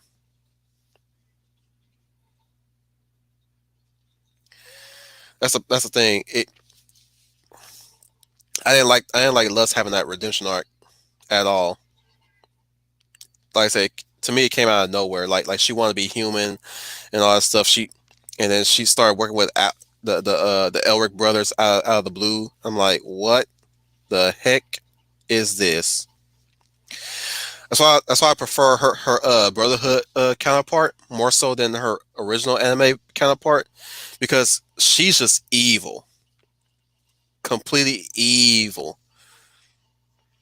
and Mustang just lit her up like a Christmas tree with fire. It was beast, man, beast, I tell you. But yeah, um, like I said, I was like Greed's like that's and I say it came out of nowhere because we didn't have enough time with we didn't really have that much time with Lust to know that she's learned to be human, or trying to learn to be human and all that stuff. And she was still a bitch, despite her helping the Elric brothers.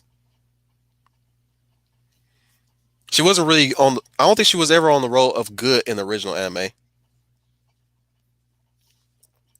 No, she didn't, and I'm happy for all for that too. It's like she's a cool character in some aspects, but she's not really all that special. It's all about Greeling. You know that. It's all about Greeling.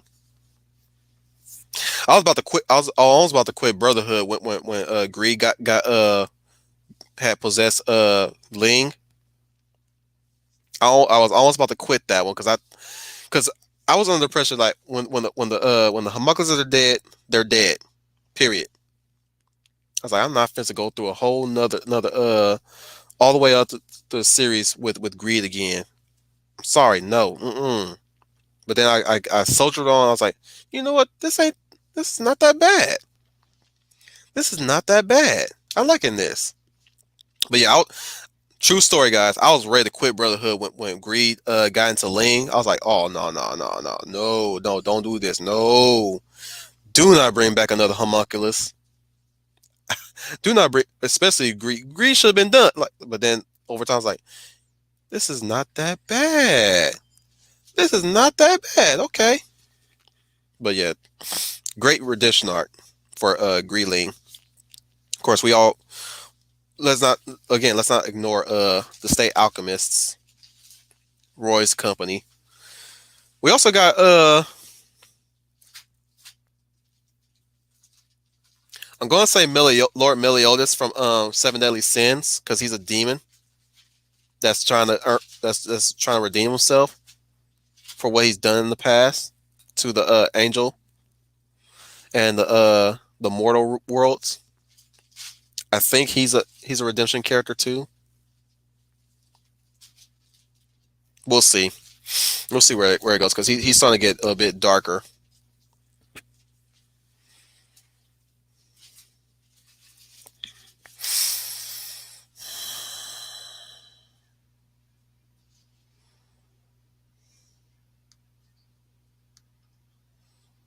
Excuse me, guys.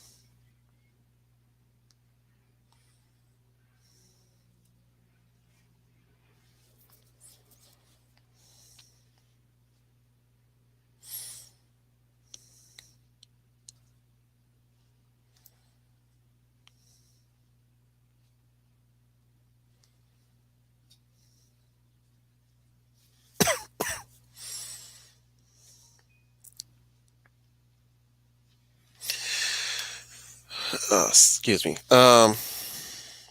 Who's another good redemption character? Let's go with Ashi from Samurai Jack season 5. She was a daughter of Aku, a literal daughter of Aku, and she was trained to hunt Jack, her and her sisters, which is interesting. How like I said, Gandhi has no longer has that restrictions in Samurai Jack anymore, and you get to see Jack literally kill people instead of robots this time. He murdered the daughters of Aku brutally too.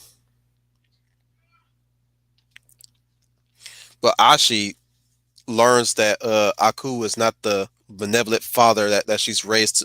She's conditioned to raise to worship, like the mother who produced her. But she ended up going through a change once she got to know Jack more.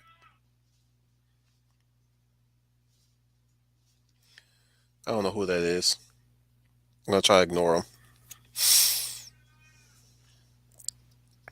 Sounds like a crazy person out there. Oh, I hope you guys can't hear that person. Anyways, um, yeah, through Jack, she started to learn how compassionate and how caring he can be. She began her full transformation into the good character when she gets separated from Jack for a while, and she takes a bath in the spring, and she steps out of the lake. She steps out of the lake and she steps out of the lake a new person per se. Yep, where she fashions herself some new clothing in that instance. Yeah, you. I'm sorry. You guys can tell that Gandhi really was finally able to show off, if you will. If you guys seen season 5 of Samurai Jack, I mean Brian Gil Martin. I don't know. Did the guy go through a redemption arc? Is he a good character now in Street Fighter per se?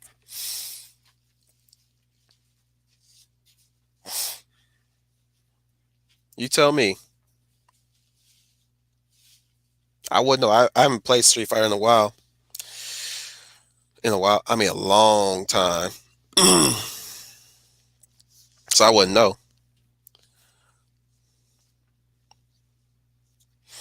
Um,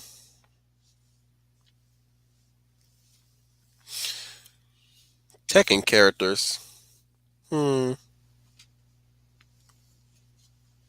I don't think there's any. I don't think there's not many redemption characters in Tekken. I know Katana is a redemption character from Mortal Kombat. She was put it like this. She led the assault on Outworld. Went and changed her ways when she met Liu Kang during Mortal Kombat 3. And now she leads her own Edenian army against Shao Kahn. She's a redemption character to the T. Same thing with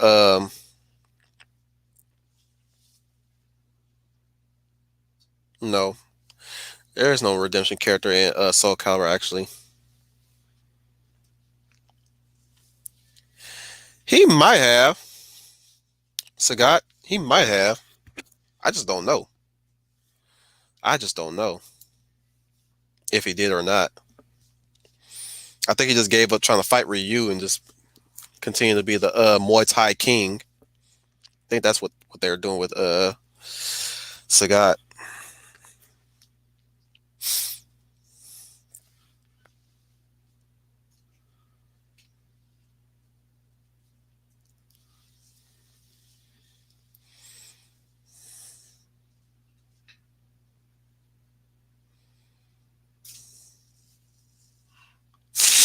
Excuse me. Pretty sure you guys got some redemption arcs that you like. You don't necessarily have to name a character. Just name an arc from an anime or a game or a movie or a book.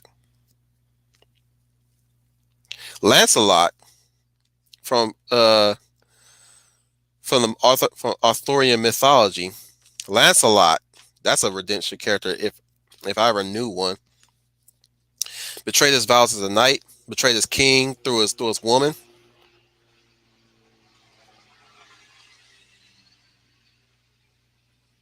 Don't know if you guys heard that plane flying overhead.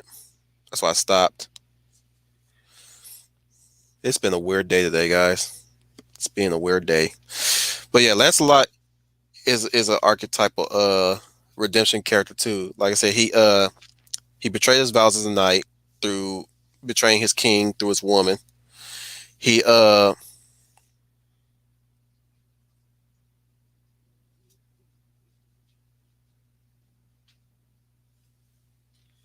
sorry, I'll keep going.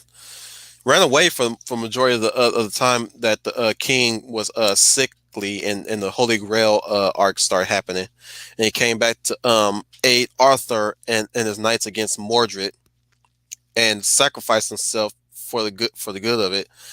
That was his redemption with Lancelot. But I'll read Leia Plus comment here.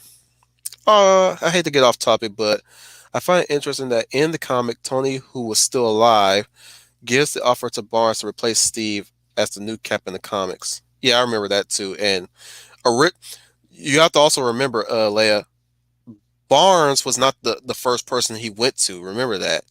He went to Hawkeye first, remember. Hawkeye refused though. Then it went to Bucky. So I guess I think what you're trying to say is that Tony was starting to redeem himself after what happened in Civil War, especially when Captain America died in that event. So yeah, you're bringing up. That's not really off topic. That's actually kind of on topic. He was trying to. He was in a way he was trying to clear his conscience, which is a noble thing to do.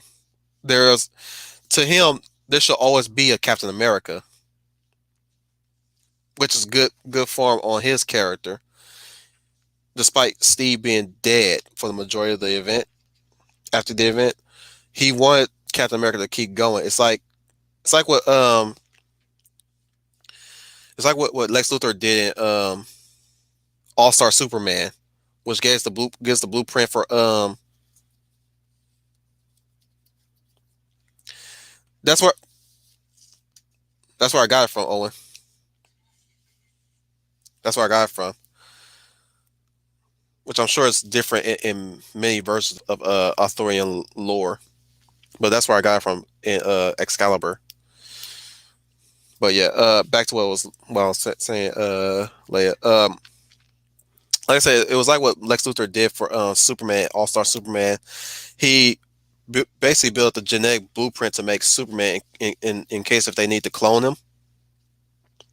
that was him clearing his conscience, and that was his redemption, or at least his beginnings of a redemption arc for Lex Luthor. Still love still love All Star Superman.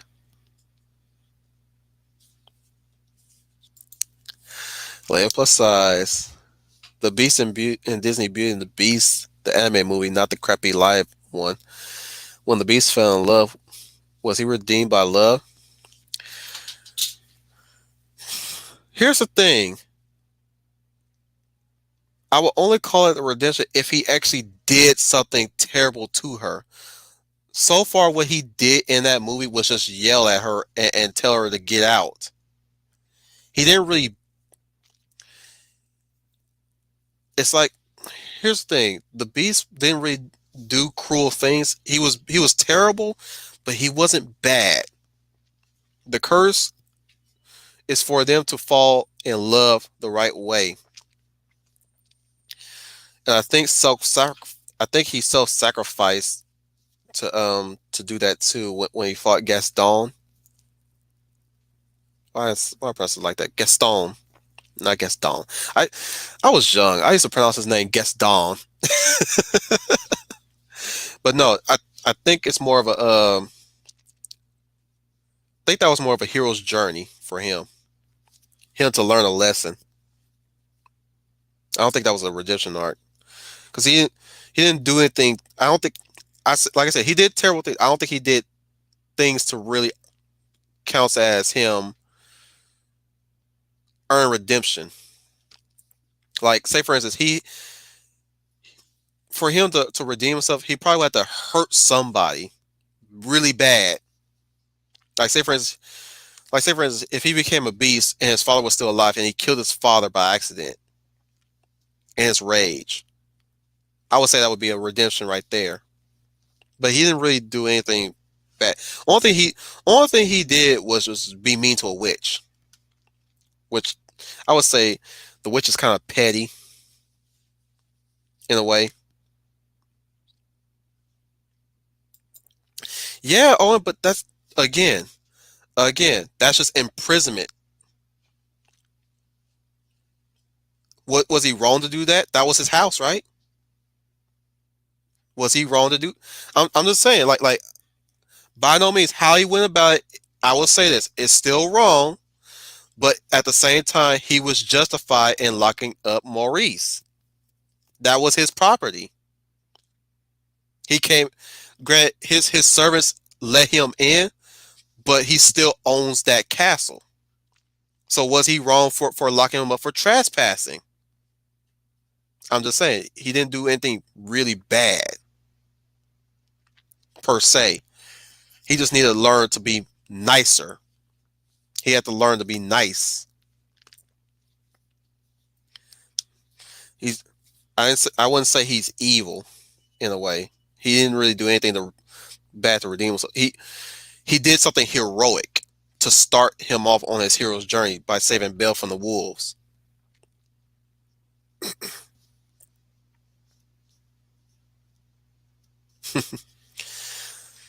Y'all bring up some interesting topics, but I'm just explaining where I stand on that one. It's like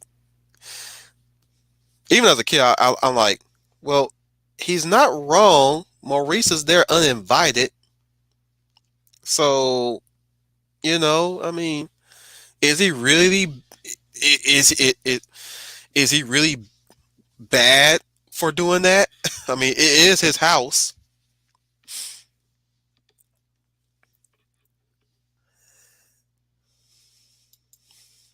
but like I said, not his problem. I like I said, I'm not justifying what he's saying, what he did. I'm not in no ways justifying it. I'm just pointing out the facts. Just pointing out the facts. He was on private property.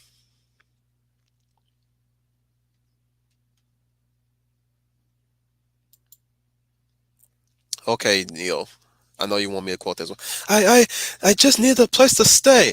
I'll give you a place to stay.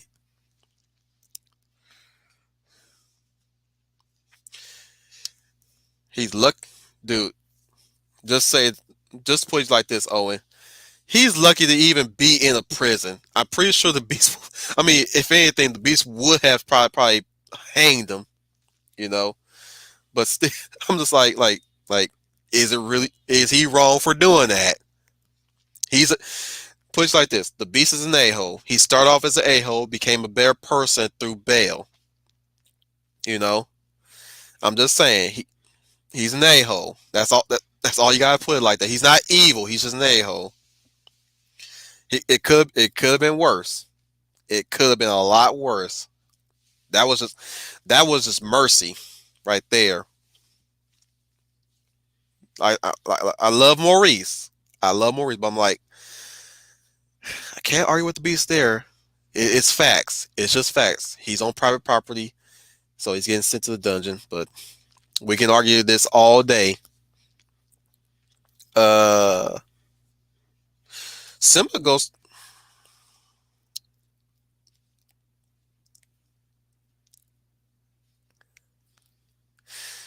yeah, Owen. That's what I'm saying. That was the error. That was the error of his ways. But that I wouldn't call that redemption though. That's just him learning a lesson and being nice and not be such an a-hole. Like I said, like like he has to he had to really do something horrible. He didn't learn to be nice to Maurice. He just learned he had to learn to be nice to Bale.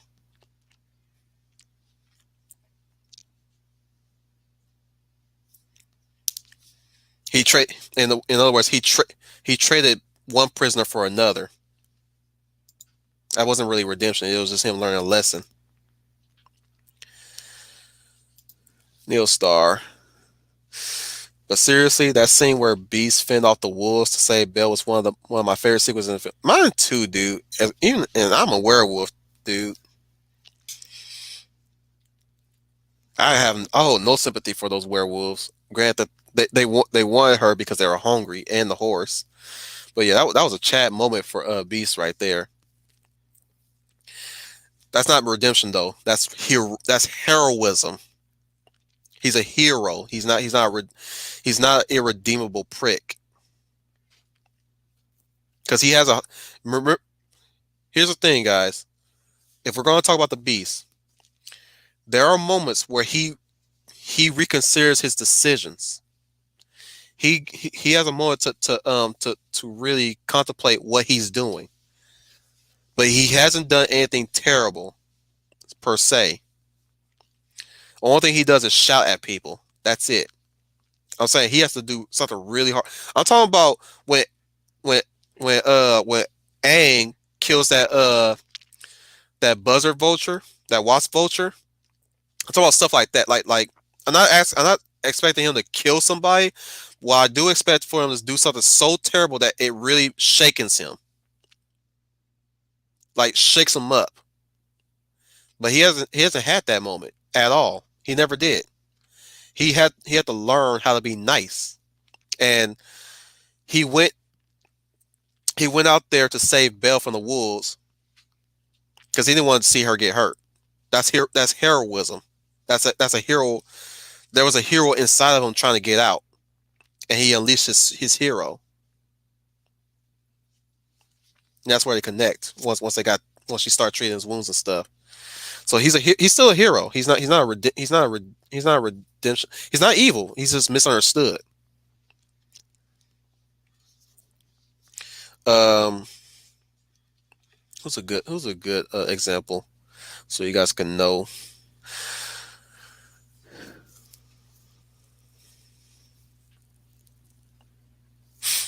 Oh, what's his face? The immortal from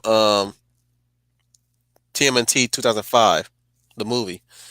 That guy. He's a redemption character.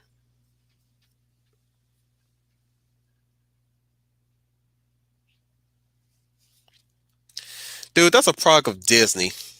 They anything they come across that can look evil, they will make it look evil. He says Beast went beast on those wolves. Which did you notice how the animators went out of their way to make them look evil? Dude, any opportunity any opportunity, they'll make anything look evil. They'll make a Hulk look evil. Think about that. In Sword in the Stone. That Hulk looked evil, dude. The wolf in the beginning of that movie, in deep shadows and red eyes, they take every opportunity to make anything look evil. Don't be so naive. They're capable of a lot of things. Look at Snow White in the Seven Dwarfs when she ran that forest. They turned into freaking Wizard of Oz trees. Remember that? And you can argue that was all in her head. And it was all in her head. That was her imagination running wild. But still. Come on, dude. Come on. Of course of course that was intentional. They were they were animals. But they made them look evil. Think about it like this also. What's another good? The eels from Little Mermaid. You know what I'm saying? Oh, you know what? Speaking of Timothy 2005, Raphael Redemption. He went through a redemption right there in that movie. Remember I mentioned how he broke Leo's swords and almost killed him. That was redemption right there. That's what I mean, Owen. That's why I don't put Beast in that category because Beast haven't really done anything completely terrible aside from send a man. Like here's the thing.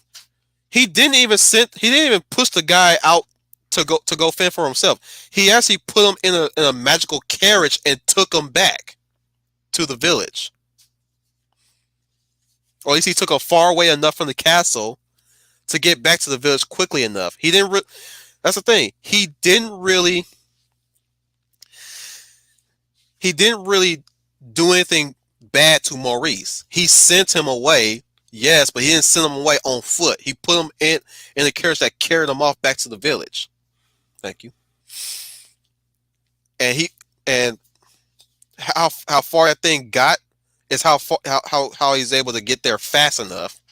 He didn't like I said, he didn't do anything particularly bad to anybody. That's why I don't count him as a character on redemption aside from Leonardo, like Raphael. That's what I'm saying. Like when you get back to the 2005 TMNT, what Raphael did to Leo, that was rock bottom. Like Beast did not hit rock bottom in that movie.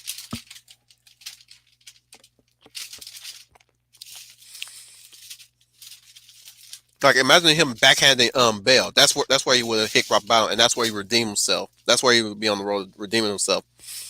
He didn't hit Bale though. He didn't strike her. He scared her off. But yeah,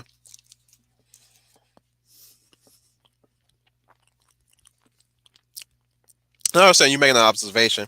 That's a good observation too. I'm just saying, like, there's a lot, like, if you're making an observation, there's a lot of stuff Disney did way back when that you can look at. Like, just about anything they can find, they can make it look evil. Is what I'm saying. I'm not nagging you for not making that observation. I'm just telling you, like a lot of things Disney has done back then, they may look evil. Monstro, hello, Monstro, the whale. Whales are supposed to look gentle in real life, right? Look at Monstro. He looks scary. Monstro scared the crap out of me when I was a kid. When every time he opened up his mouth, I was scared of that thing. Uh,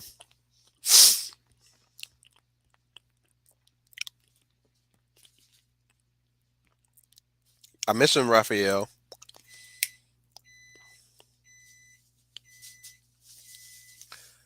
Who's another good character that went through redemption?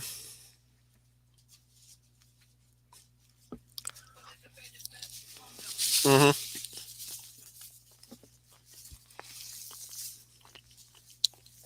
I know I'm messing with you, man. I'm messing with you, Owen. You know me.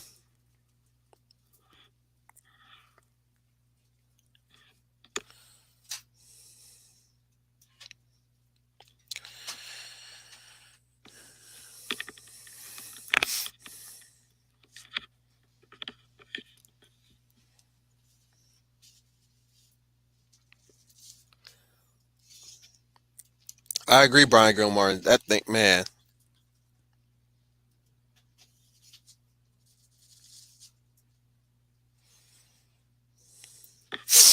man. Especially that freeze frameable scene where he jumps out of the water at Pinocchio, and it's just him in the direct center.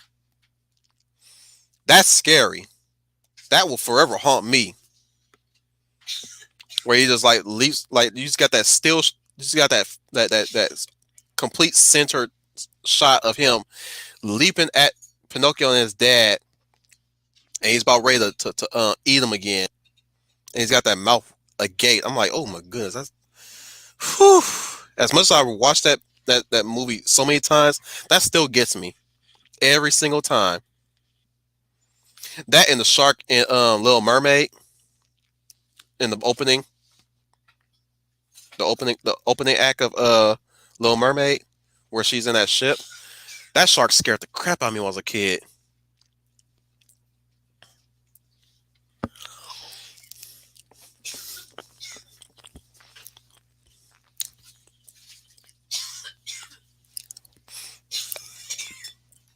I'm not, and that's not to say Disney doesn't have that charm anymore. Disney has some scary stuff still.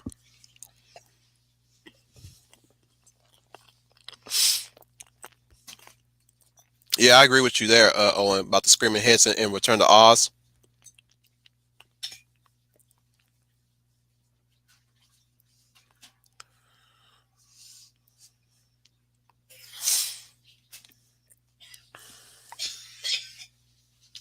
Yeah, scream. Basically, if you really want to go with Return to Oz, everything is scary in Return to Oz. Everything is scary in Oz. Who's another redemption character?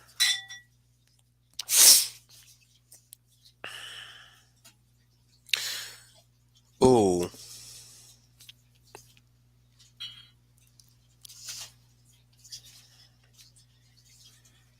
now we're talking about ones that did redeem themselves, but they end up dying though. Uh,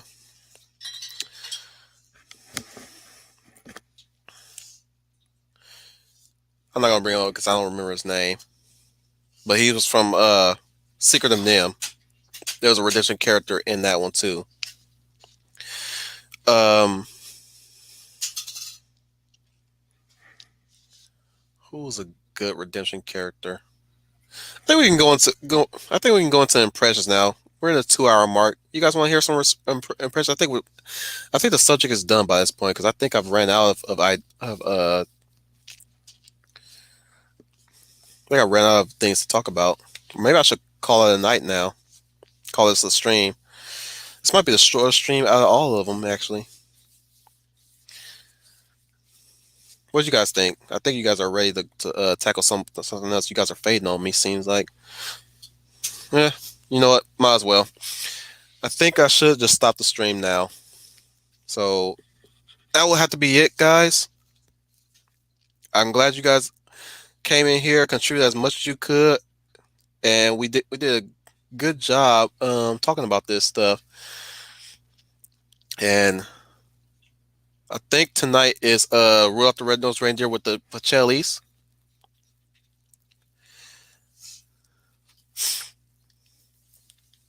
And I think Professor Geek might have a pre-show as well before the Pacellis start. Maybe. Melissa Harris just mentioned the Professor Geek, but I just know that supposedly we're doing Rule Out the Red-Nosed Reindeer tonight. And tomorrow, I don't know what Fan Man's doing, but Fan Man might have something going on. Saturday, I think it's still Professor. I think it's the Professor this time for a rewatch or Al. Nothing on Sunday yet. Sorry, Owen. I'm not ready to do Blade Trinity yet. I'll let you know. It's until further notice. I'm just letting you know until further notice. Might come up. The rewatch might come about next year.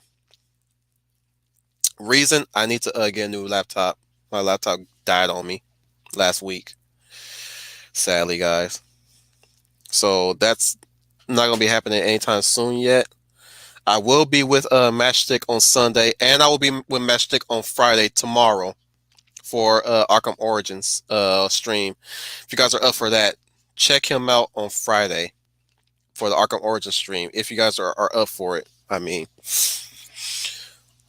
uh, Sunday, as always, is Study Hall with Troy Pacelli and H Boomer. Monday is Sound Engraver's Monday Night Muse. Oh, hey there, Sound Engraver. Check her out. Hopefully, she's got something going on this coming Monday for an interesting topic. As always, loved her topic last Monday. Chef's kiss on that one. And Tuesday, guys, prepare yourselves. This is a stream I've been waiting for the longest time, and I think I should have done this one first for this week. And it's going to be talking about romance and fictions at WCR. So be ready with your questions. For once, I encourage you guys to write down your questions. Write down topics. Write down your favorite romances in the meantime until we get there. So when we finally get there, you guys will have something to say, something to talk about. And I'll have something to talk about on that day. So anyways, guys, this has been your Wolf Commander Wolf 10. I am your werewolf. And this will be yet another good stream today. And look forward to more streams coming from yours truly.